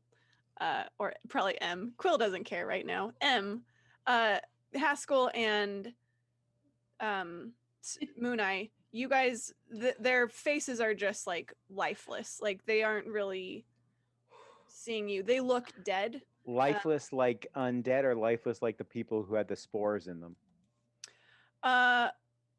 Closer to that one.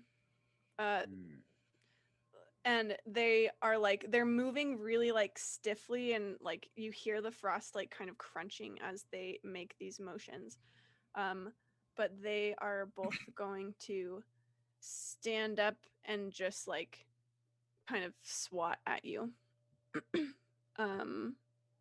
So I will just make those attacks real quick. First one against Moon Eye. Your I think your AC is higher than 13. Am I right? It is. It's a 14. I'm not. Okay. I don't have my shield out, so it's a 14. Okay. And then Haskell. That one is. Sorry, you're a third. What are you? 13. 13. Okay. That one. Ooh, they both just barely miss. Although, if I was rolling with advantage, because it just naturally does that, I got a nat 20 on both of those on the other side. If I was Thank rolling with goodness you advantage. Wow. Yeah. Moon Eye, you're up. Oh, great. We made zombies on accident. I am going to go over and shake these two that are asleep Okay. and say, quick, get up. Something has happened. Okay. I believe you can. You use your action to wake them up, right? That works. Yeah, Yeah. Okay. yeah. Yeah. They jostle awake and look around and look pretty freaked out. Our friends have turned into undead. Oh my gosh. Take up arms. The greatest heist of all time. Put them to sleep, then murder their friends, then tell them to murder their friends again. All right, Haskell, you're up. Oh, sorry. I guess Moon Knight, that was the bottom of initiative. So whatever. What doesn't matter. Go ahead, Haskell. Okay, well, I feel like the icicle's not going to be super effective against ice zombies. I'm going to drop that. I'm going to draw my mace. Dropping's a free, right? Yeah. Okay. I'm going to smack at this thing with my mace. Boop. 16. That hits. That's going to be 7 bludgeoning damage. Okay. It crunches into the frosty skin of this creature, and does some damage. That's all I got. Okay. This one, it turns back to you, Haskell, and swings again with its now, and its face is still frozen in this awful shrieking like visage, and it's now just like wordlessly swinging at you. Okay. Fortunately for you, though, these ice zombies are even worse than with their scimitars than they were in life. So this one is going to get off his bed and step to you, Moon Eye. And this one does connect. Right. For 5 damage. Did I roll the right? I did not roll the right damage dice. I will re-roll that, even though that was a pretty okay roll. Lower. 5 damage. It was meant to be. It was. Moon Eye, you are up. I am going to say to the other two. Oh, I guess it is their action. I forgot you woke them up. Yep. So they'll take up arms, I suppose, and Help us. What has gone on with them? they seem super confused, but see that it's attacking, so they'll hop up and start swinging. They don't have their scimitars at the ready because they were kind of just chilling, so they're just kind of like beating at this thing. You know that feeling when you take a 12-second nap and then all of a sudden your friends are zombies? Yeah, it's crazy. It's wild. Okay, that one of them misses appropriately. And the other one, wow, crits. He was ready to go. Whoa. That's what you call a power nap, you guys. Oh, yeah. Unfortunately, he's just like punching this thing, which isn't incredibly damaging.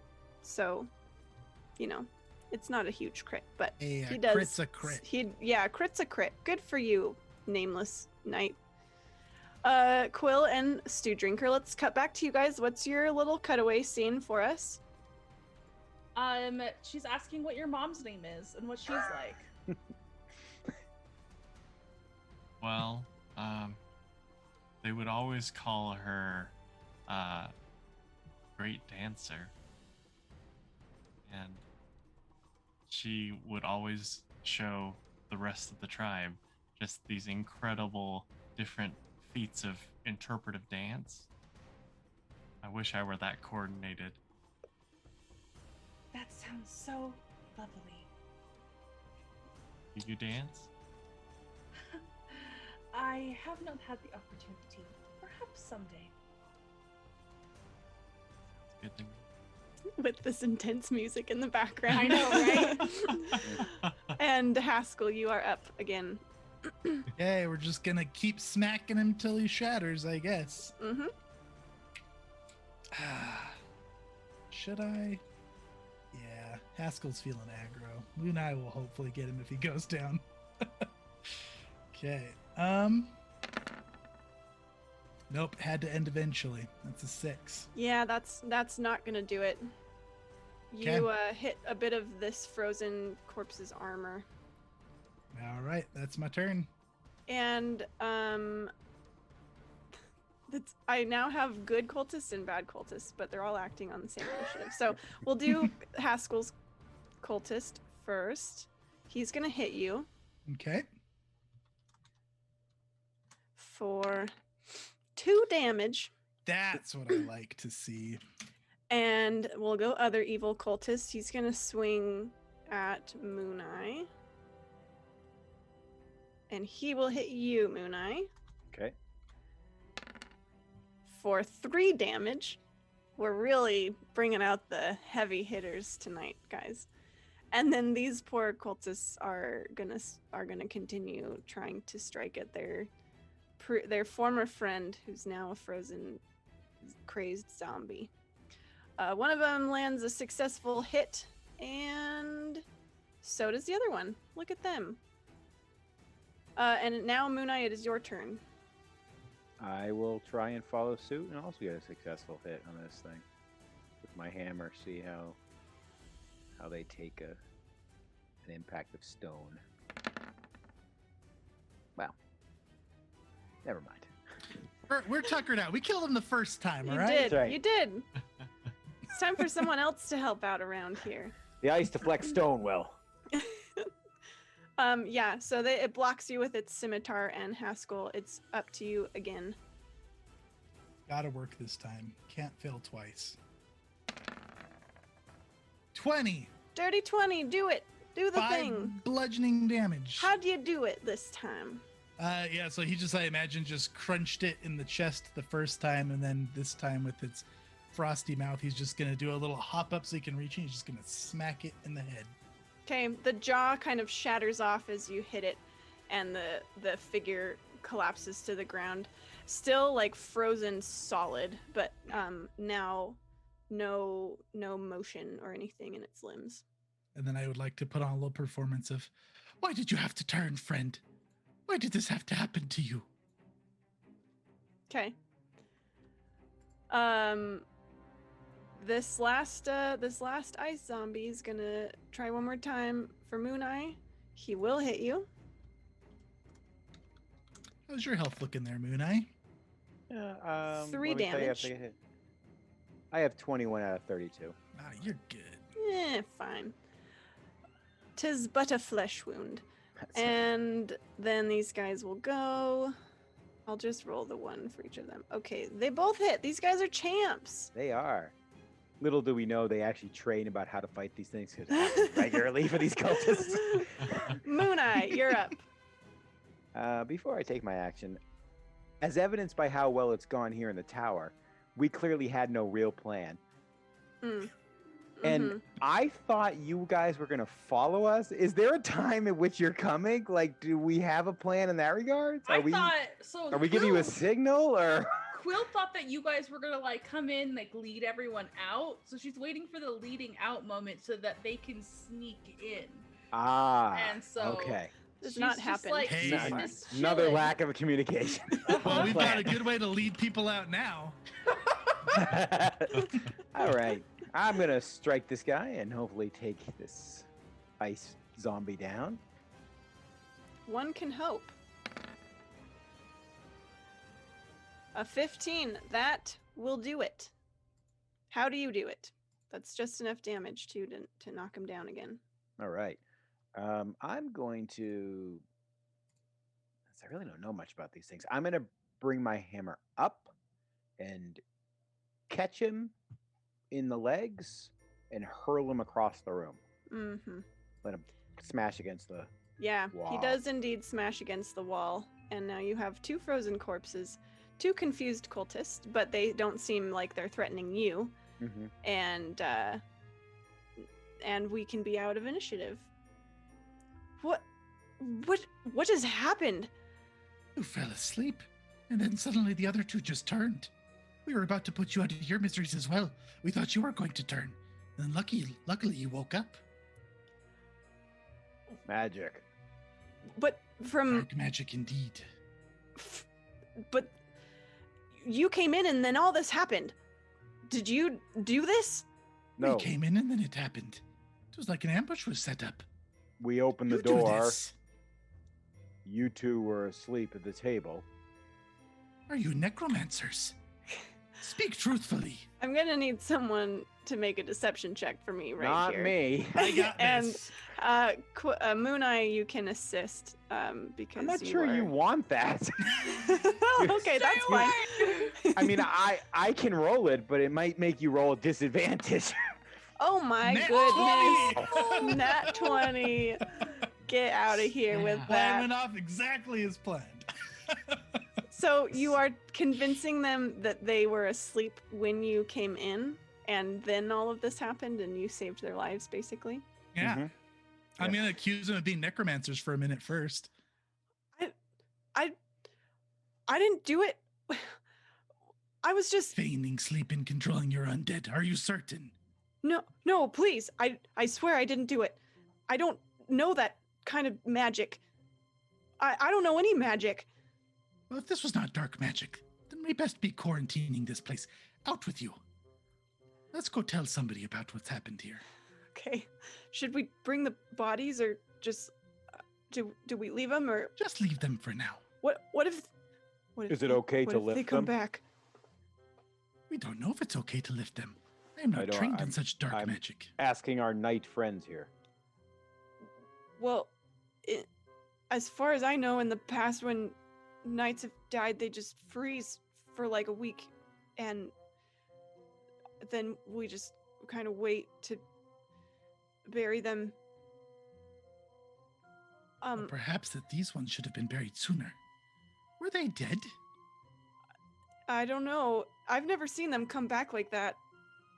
They all freeze in the ice of Levistus, but then they've never done that before.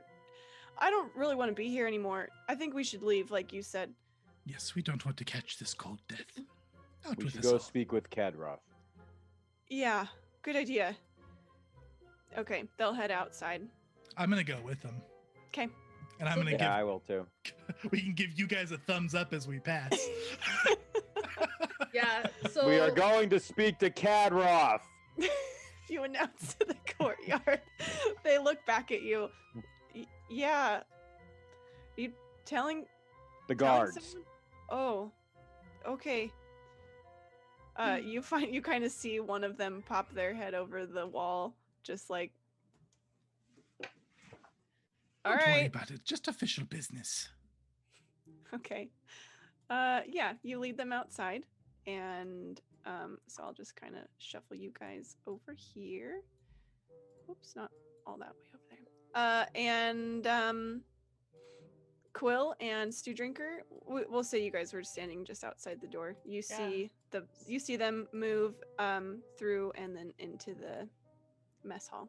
Seems the coast is clear.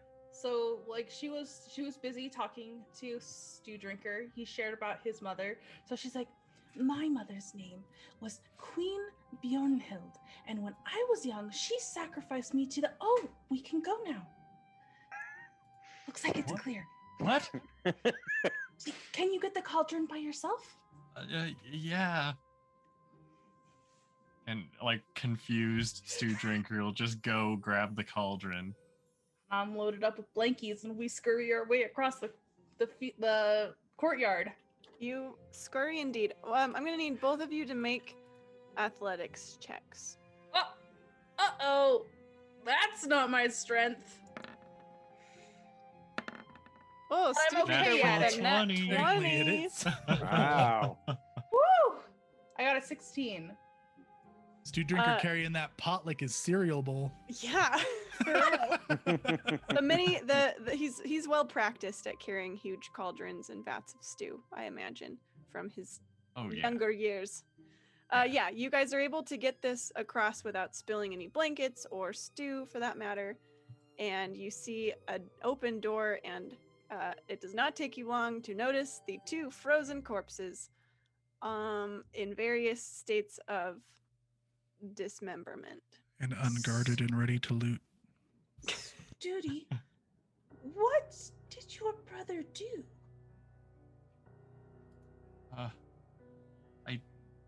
don't think I've ever seen him do anything like this to anyone. So, I know that I said ends justify the means, but what do you think of this? I'm not sure. We don't want anyone to come back and find us. Let's take care of this first, and if we can have a moment to breathe, we'll talk with. I agree. Let's climb down the ladder with our arms full of things. Yeah. It's not a super tall ladder, so you could Okay. probably hand stuff down, like if one Cool. of you. Perfect. The cauldron might be a little sketch, but We'll work it out. yeah, you'll. We're figure it fine. out. We have Yeah. an at 20. Great plan. We've Yeah. thought it through. Yeah. On that front, I realized another problem with our plan, Haskell. By leaving those bodies there, Kadroth is probably going to want to come see them, which means then these two will have no way to get back out without people standing there. They can wait it out for a minute. We're just like coming up talking about our moms again, and we like see everyone and we just slowly go back down. All Okay. right. You're down in the cistern. It was a little difficult to get the cauldron down, but you were able to manage it without spilling too much. And here's the rowboat. Okay, we climb in and I'll do my fancy water bending to like get us across. Okay. The boat kind of groans noticeably when you load the vat in as well. And you're riding a little low in the water there, but not too bad. It's I guess it's not super late at night. So you see a little bit of like light, just very dimly glowing from here, and you know that's where Avarice, hangs out. The marble slab, I'm trying to remember, did you guys reclose it? Did close it. We did close Okay. it, but we can just make a quick stop and open it again. Okay, so you stop here on your way. Mm-hmm. All right, being careful to avoid the brown mold, I would assume. This time? Yes. Yeah. All right, so you pop in, you see Avarice at her desk. Well, no, she's not at her desk. She's probably like kind of winding down for the day. But you see her gargoyles are standing here at the entrance to her like chamber area, kind of standing guard, and they just eye you as you walk by. You're able- kiss. You are able to slide the slab open, easy peasy.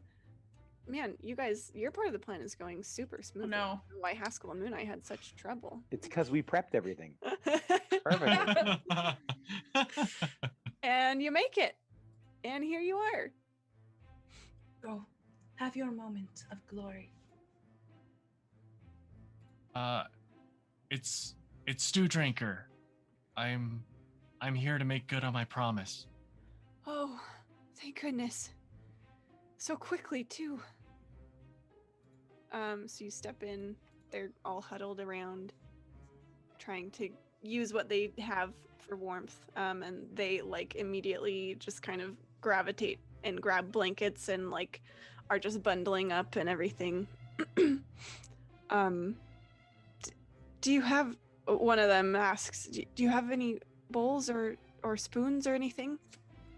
I actually brought my mess kit from my bag. Oh, so prepared. Yeah. We know who the brains of the party are now, don't we? The planners here. Okay, so you hand out, you have at least a bowl and a spoon, and I guess probably like a cup and stuff like that. You offer that to them? Quill? Yeah, absolutely. But she was actually going to give it to Stew Drinker so that he can do it. Okay. They are just overflowing with gratitude and are thanking you. Every single one of them is so thankful.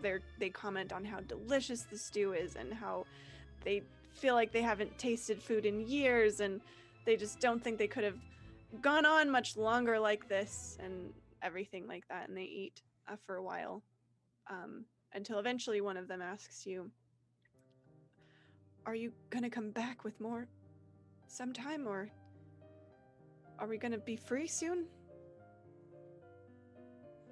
We'll do our best. Hopefully the next time I see you, you won't have to deal with these conditions. I would like that. We all would.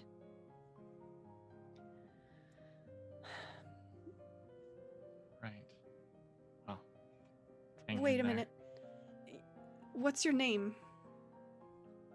So I Stew can tell drinker. people. Stew drinker. Stew drinker?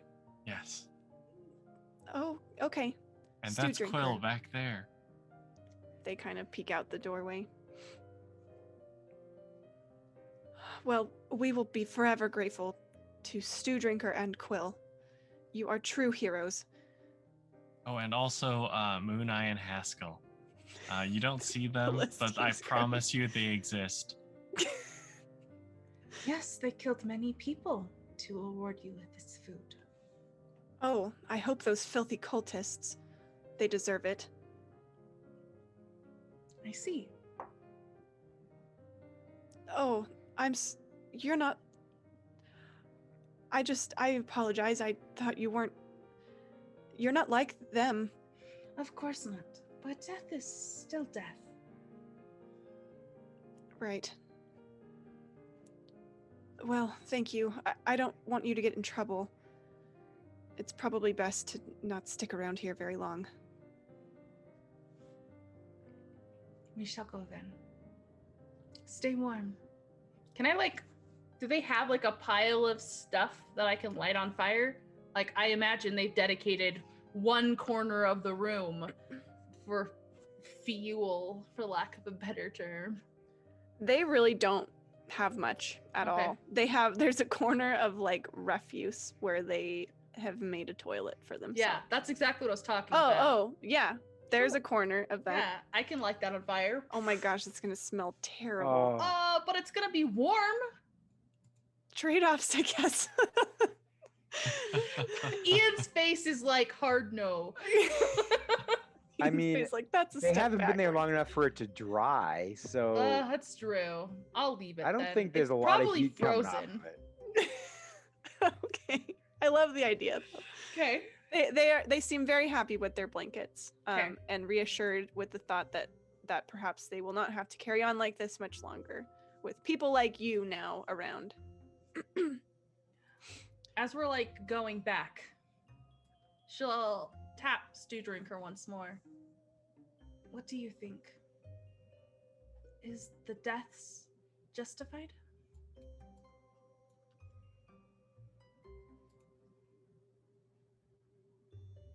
At this point, I believe in my brother, and I'm sure you, with Haskell, I have faith that they only did what was necessary. I understand. Sometimes it is difficult to make the right decision, but if your heart is in the right place, perhaps it does not matter. I hope so. As you float by the where the Levistus shrine is, Quill, you notice a white tail kind of flicking away, as if she's just turned and walked back toward her study. okay. You just see her leaving, and you guys float along and are back underneath, and we will hop back over to the mess hall where our friends, you guys are you actually headed to Kadroth's room? It is night. You think Haskell, you know that he has retired for the evening. Mm-hmm. Seems like if we're supposed to be pro this organization, this seems like a big issue. I think we should go.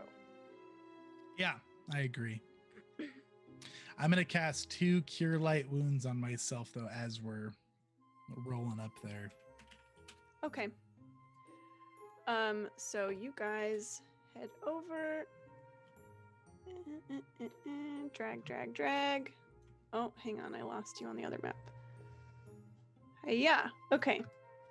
You make your way upstairs. Are you letting these two guys lead out on this, or are you taking the charge? I think we can take it from here. I think it's best that we report. Don't want to make it seem too suspicious on you two. Do you want us to just wait out here, then? I don't want to go back there. Just wait down in the dining hall. Okay, they will do so. Now it's you two guys upstairs. Watch for others. And the dogs. Yeah. As we're walking up there, I want to whisper to Moon Eye. First of all, that was the most fun I've had all week. Secondly, I had a bit of an encounter with Kadroth earlier. What It kind may of make this encounter? interesting. I'll tell you the details later. He's just gonna go walking on. I should have stayed and done my visions. Okay. You guys head over and Can I fit in this hallway okay? Like, is Yeah, this made yeah. for humans? No, okay. yes. Also, can you guys see the orange line on the map too? Or is that just showing it for Yes. me? That's so weird. Okay, must be a little bug right now. It's like anyway, it doesn't matter. Go. So the door is shut right now. I don't really want to worry about closing it again, but it is shut when you come up to it. And probably locked if you're just trying to open it. And I'll just knock. Okay. Boom, boom, boom, boom. You hear kind of like you hear a noise on the other side of the room, like as if someone has jumped, like you hear a reaction. And who is it? Guess who? He'll crack the door open. What do you want? We just wanted to report that a couple of your guards attacked us and turned into zombies. Ice zombies. They turned into zombies, then attacked us. Yes. We have two suspects. They may be necromancers. I don't believe anyone here that I know of is capable of such magics, except perhaps Avarice. Do you think she has something to do with this? Do you think this is part of... He lowers his voice and looks at you, Haskell. Do you think this is part of some plot? I already offered you my bargain earlier. You know exactly what I think. Una is just going to watch this conversation. Trying to assess what Haskell has done. You can sit there as the bodies continue to pile up, turning your own into undead. Or you can try to take my advice and I can try to fix this for you. And They were not undead. what Whatever exactly? they were. They were... What exact... They ice zombies, is that what you said? That is what I said. Have they been eliminated? Yes, we took care of it for you, quite easily. Your knights were quite adept at their handwork upon the ice. Well, of course they are. If they Knights were of not the being Black Sword. secret necromancers. They never took out their swords. Well, it seems like this is something that can wait for the light of day. Yes, I would agree. You have members of your knighthood who have, for no discernible reason, turned into ice-like zombies, and you think it can wait till the light of day? I need to think upon this matter and consult the master. I do not wish to be disturbed for the rest of the evening. And he shuts the door, and you hear the click of the lock. I recommend quarantining that room until you make a decision. You hear the, like, squeak and scraping of wood on stone, and then kind of like a clunk against the door. You think he has barricaded himself inside the room. I may have frightened him earlier. Yes, I don't think he likes you. Well, I tried to get his help with Quill. He would give nothing. He may be an idiot, but he's a devout idiot, I suppose. All right, so There you was guys something head. to be said for that. At least he's devout. You head back down. The guys in the dining hall look up at you eagerly.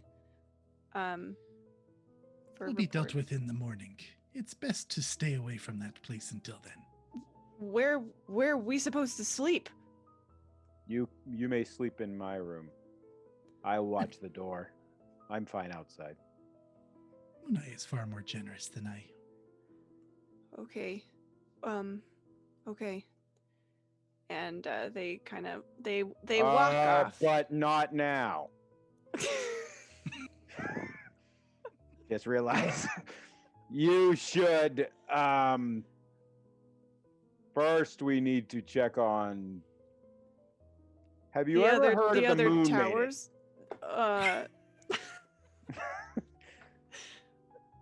Yeah. Do you like the snow, son? Come with me. I'm gonna take the book with me. I have no idea what to do with him at this moment, but Do you know the Moon Maiden? Do you like the snow? Come with me.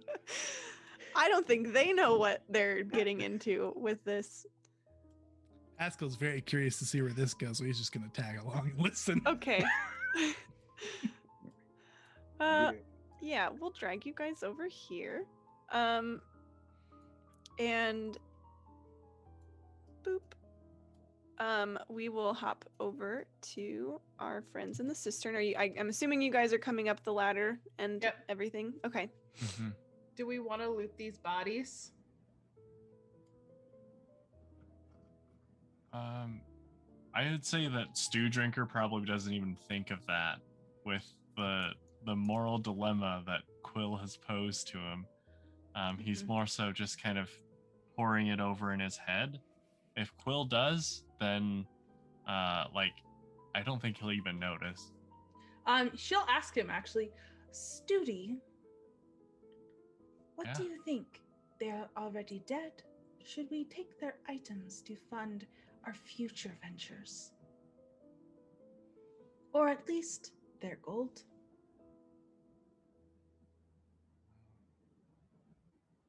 Well, as long as it's nothing that seems too personal, I guess. Of course not. Just what we need. And I All will right. lighten them of their gold and coin. They do both have those amulets. In I case do. you I'm care. gonna take one of those. Okay. And between the two of them, you found 3 gold. I'm actually gonna take both because that seems like a smart thing to do. Okay, you have Yeah. both amulets. Okay. 3 gold, and I don't know if Quill cares about this, but one of them has a set of playing cards. For sure. Okay. Haskell could do something fun with that later. She is certain. All right. She'll give all 3 gold to Stew Drinker. Thank you. Of course. Okay. Hopefully that helps soothe the pain in your heart.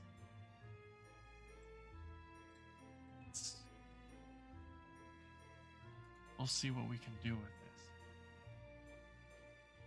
Perhaps buy more food for the ones downstairs. Yeah.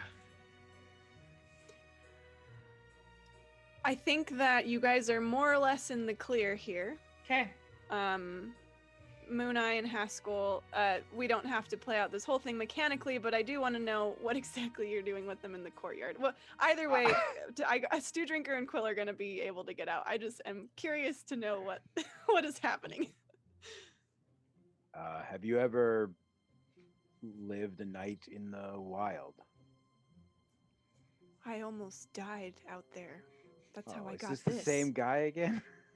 We have No, Howard? It's not. Oh, Oh, it's a new guy. Okay. wait.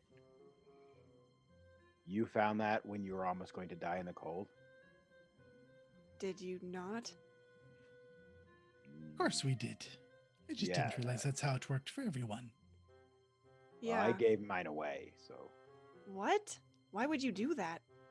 This thing Yeah. saved my life. I've it already seems tried far to more tell important her to already. others. Well, we wear it as a badge of honor, a As sign of you who we should. serve and who we owe for our lives now. And you serve well. You are the finest knights I have personally ever met. Thanks. Yes, me as well. As you're laughing. You should go tell the guards on the wall that this room is off limits until we figure out what's happened in the morning. Right. Okay.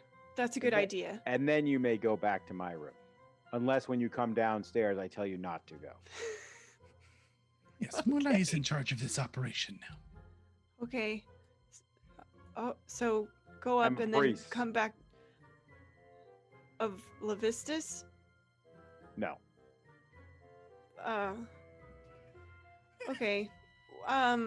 Let's go. And they just sort of walk away, very confused at the exchange they just had. You would make an excellent leader, Mooneye. I do not think so. I will campaign for you to be chief of your tribe when you return. That is not my role in nature. You see Quill and Stew Drinker pass by you in the courtyard, and we'll for the sake of moving things along, we'll say you guys are able to all assemble back in your room. The cultists are there because they are wanting a place to stay. The cultists are like, why none of these guys have blankets? Yeah. After we made a huge scene about getting all of the blankets for a blanket fort. They honestly seem very disturbed by what they saw. So I don't think they're taking notes of the blankets at this moment. They're just exhausted and beat, and they are gonna take these two beds. Can I without tell really- them a bedtime story? I mean, they're not gonna fight you to not, so I guess you can. Good. Haskell's gonna, perch up right between them here, and he's just gonna tell them the story about the time that he was so tired in the wilderness and he fell asleep upon a bed of feathers. When he awoke, he was flying through the sky on the back of some great bird that he later found out was the daughter of a goddess. They don't really seem to know what to make of that story. But they listen, and He's gonna say it in a very calm, peaceful tone, as if he's lulling them to sleep.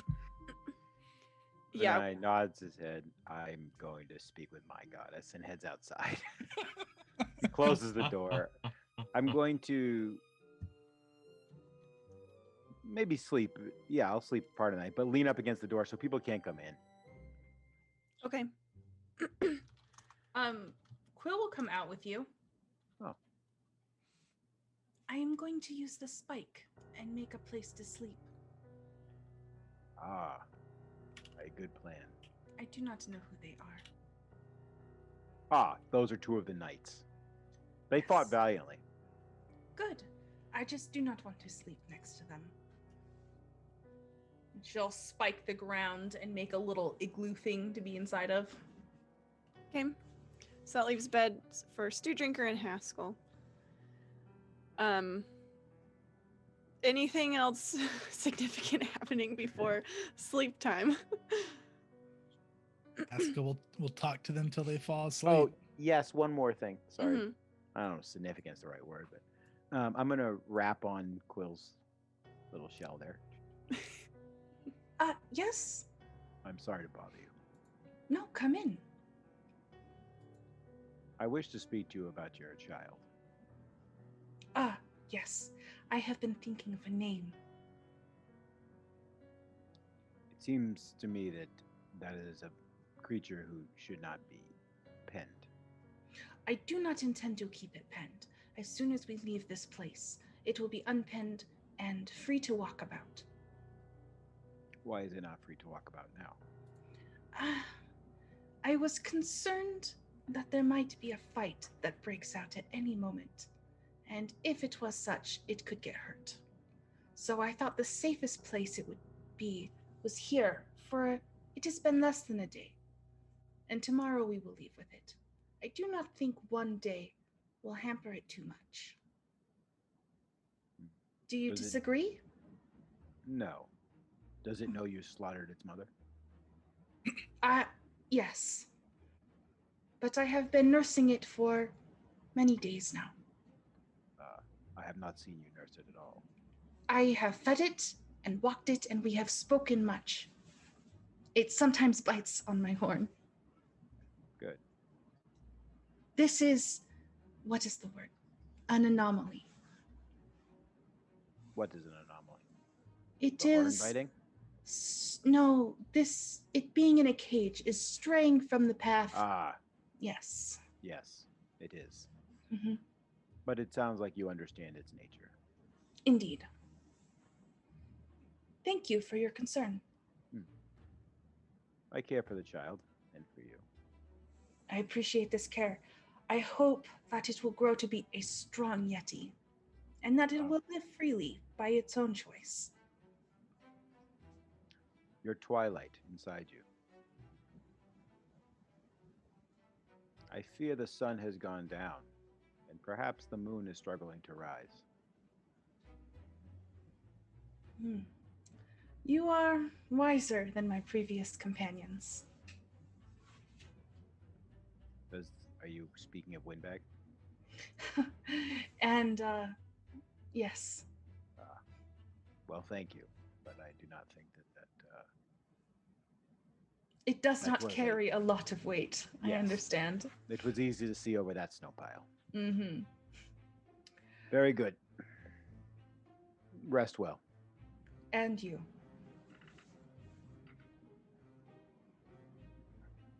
Okay. Quill, Yeah. it's very late at All night. right. And so remind me, last session I had like a little whisper from Leviscus. Levistus. Thank you. Mm-hmm. And what he said was that maybe, oh my gosh, I'm gonna blank his name, Kopesh? Kosh? Kadroth? Kadroth, I can't say anyone's name apparently, was no longer his chosen leader, and that things would run smoother if perhaps he was not in charge. Mm-hmm. Okay, That was the gist. that was the gist, And the general nature. that it would, yeah, that perhaps it would be better if you and Avarice were working together. Yeah. So, in that case, she is gonna wait until like it's dark. Like preferably the moon has been covered with clouds and it is cold. It's always kind of covered in Icewind Dale with this winter, so it is. Perfect. Yeah, it's very dark at night, but you can wait for like the the darkest hour kind of thing. Mhm. And then she'll slip from her little igloo and she'll pop out and she'll look over the edge and see if Moon Eye is asleep yet. Okay. I would imagine that in the wee hours of the night, Moon Eye is probably asleep. Yep. Perfect. Go ahead and make a stealth check. Uh-oh.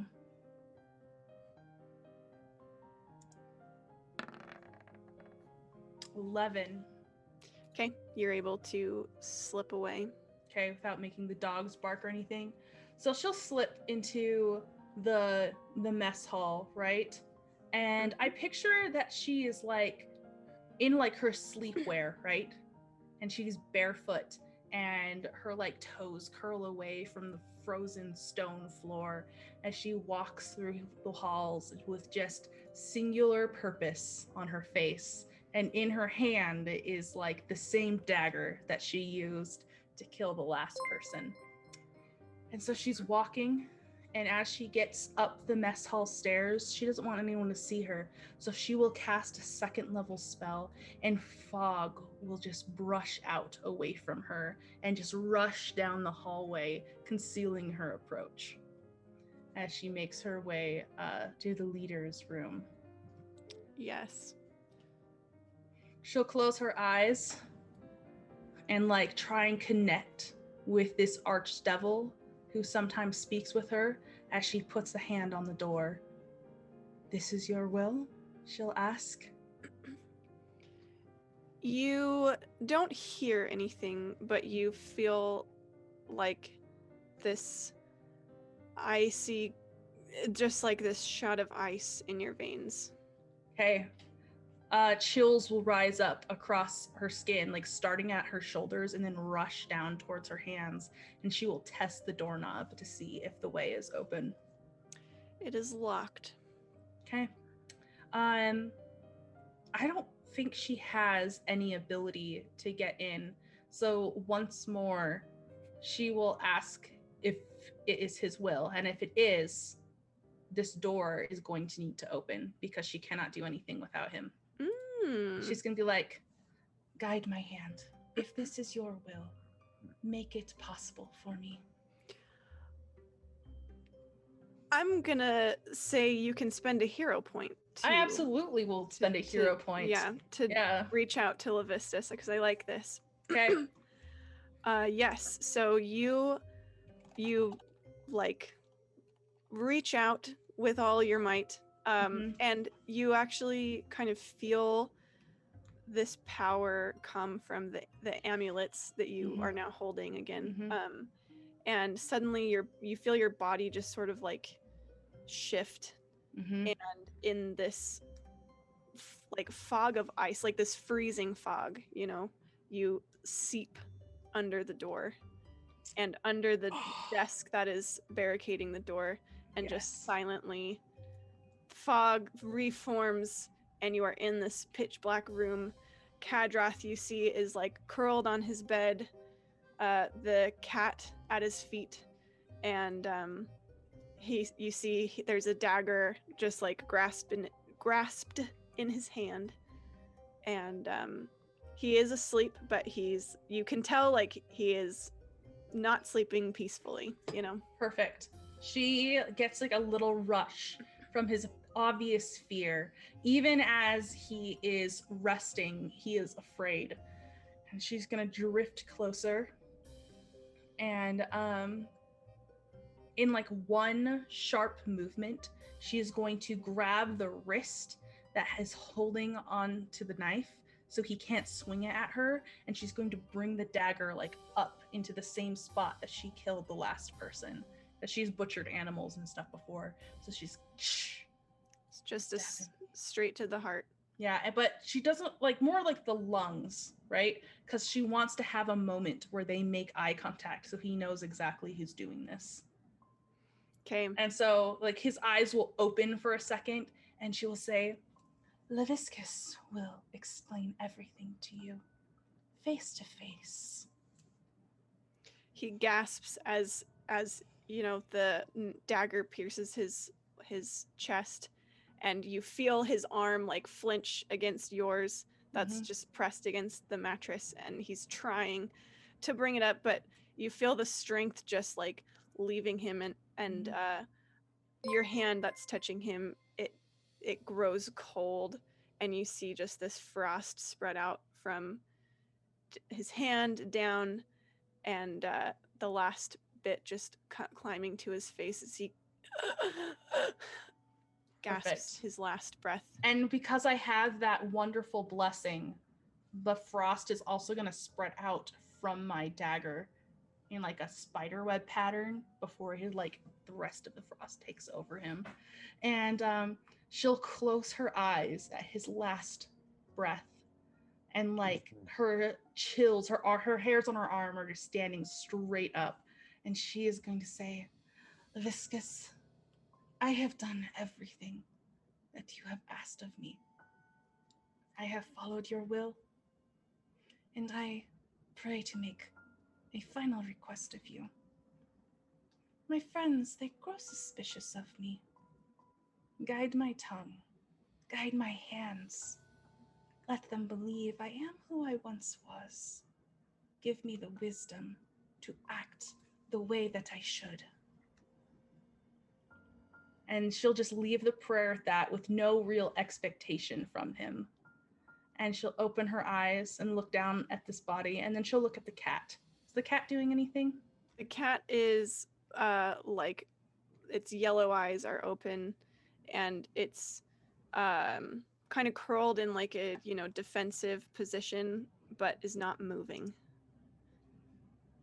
Cool. She'll smile, nod at it, and then turn and walk back towards the door. And I'm hoping she can mist through so that it was locked from the other side. Yes. 'Cause Okay. that's cool. Yeah, so she'll mist That's through, cool. and her fog cloud that she had cast still is like billowing, but it like seeps away from her as she steps forward. You step forward and are surprised to see a figure standing in the fog. You see Avarice. And she's standing at the entrance to the hallway with her arms folded. She's sort of leaned against one wall, with her feet crossed and her head tilted. She's smiling. You did a bad thing, I think. Is it bad? It's felt right to me. She'll step toward you. I think you and I are going to get along really well. As she stepped forward, Quill took a step back, uneasy, because there's like so much power that radiates off this person. Is that so? It's a feeling, you know? I like good feelings. Levistus told me I might find you here. Then perhaps it is fate. She'll step forward again, kind of closing the distance on you. And now she's now in your personal bubble. Yeah. I picture like she's probably against like the door at this point. Mm-hmm. But she'll like keep her jaw set. She's not backing. She's not like cowering away from this person. And what do you suppose our next step should be? She'll lean really close to you and just smile. You and I have some talking to do, I think. Why don't you join me in our new office? And she'll wink at you. A small smile will creep across Quill's face, and her fingers flex around the dagger. That sounds quite pleasant. And we will end there for the night. Whew. I warned the idiot. I did everything I could. You did everything you could. Everything you could. It's true. Ain't nobody gonna say that Haskell did not tell him. Even Levistus down in the Nine Hells is gonna be like, look, man, Haskell tried to tell you. There's no dirty blood on Haskell's hands tonight. Well, No, there's Dirty Frost, maybe. they sliced first. Haskell's like, hey, look at this joke, guys. He's like, nah, I'm gonna cut you. I'm gonna cut you. Okay. Thank you so much for joining us tonight. Thank you, players, for being awesome and just coming up with such fun, wonderful, crazy ideas. This session did not go at all like I was thinking, but it was really fun. Those are the best ones, I think. Good job, everyone. It was very fun. Yeah. It was good session.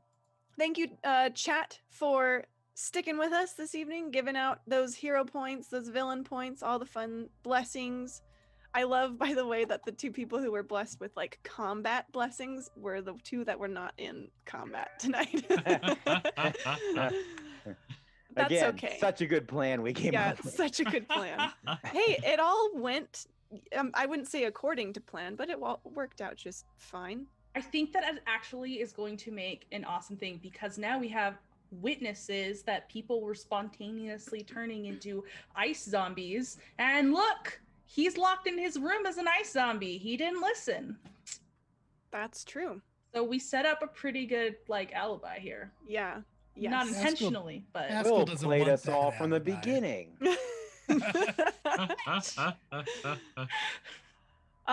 Okay, so as we wrap up, if you are new around here, you can catch us tomorrow night. We're gonna be finishing it's the last session of Tabletop Treasure Hunters Season 2. So we are I will be playing in that, and M will be playing in that actually as our intrepid historian, Benagog. And Chase is the wonderful GM for that. So tune in tomorrow if you want to come hang out with us again. We are also having a TTRP Geeks episode on Wednesday that M is running. Do you want to tell us about the game we're playing real quick? So we are going to be playing For the Dungeon, which is like a comedic type game where we're going to be playing minions defending the dungeon from the heroes. And it should be some slapsticky fun. Yeah. So I will be playing, Chase will be playing, and then we'll have some other level 1 geeks coming on. So that'll be awesome. Join us. Sounds so fun. Yeah. And then I'm going to be playing Parslings on Thursday over with Weave the Tale, which has been so much fun. I'm playing Penny, who is a twin to Mitch's character from Penny for a Tale. And that game has just been absolutely wild. So come check that out. And then you're playing in something on Friday, right, Tori? Yes, Friday. I'm over on Weave the Tale with some people in chat, some Diesel Shot peeps. We are going to be hopefully finishing our little mini arc of Nibiru, which has been super fun. So that'll be on Friday. I get all the times mixed up in my head because it's Eastern and I'm not on Eastern.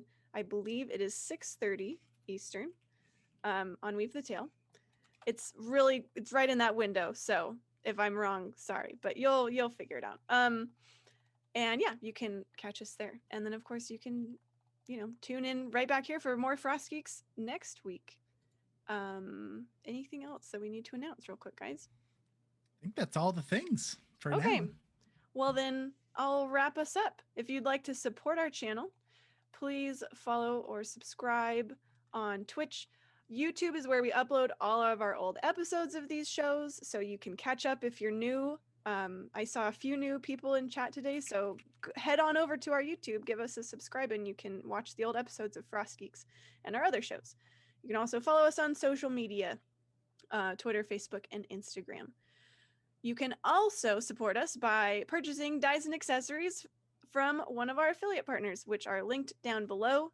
And you can become a patron on Patreon if you so desire.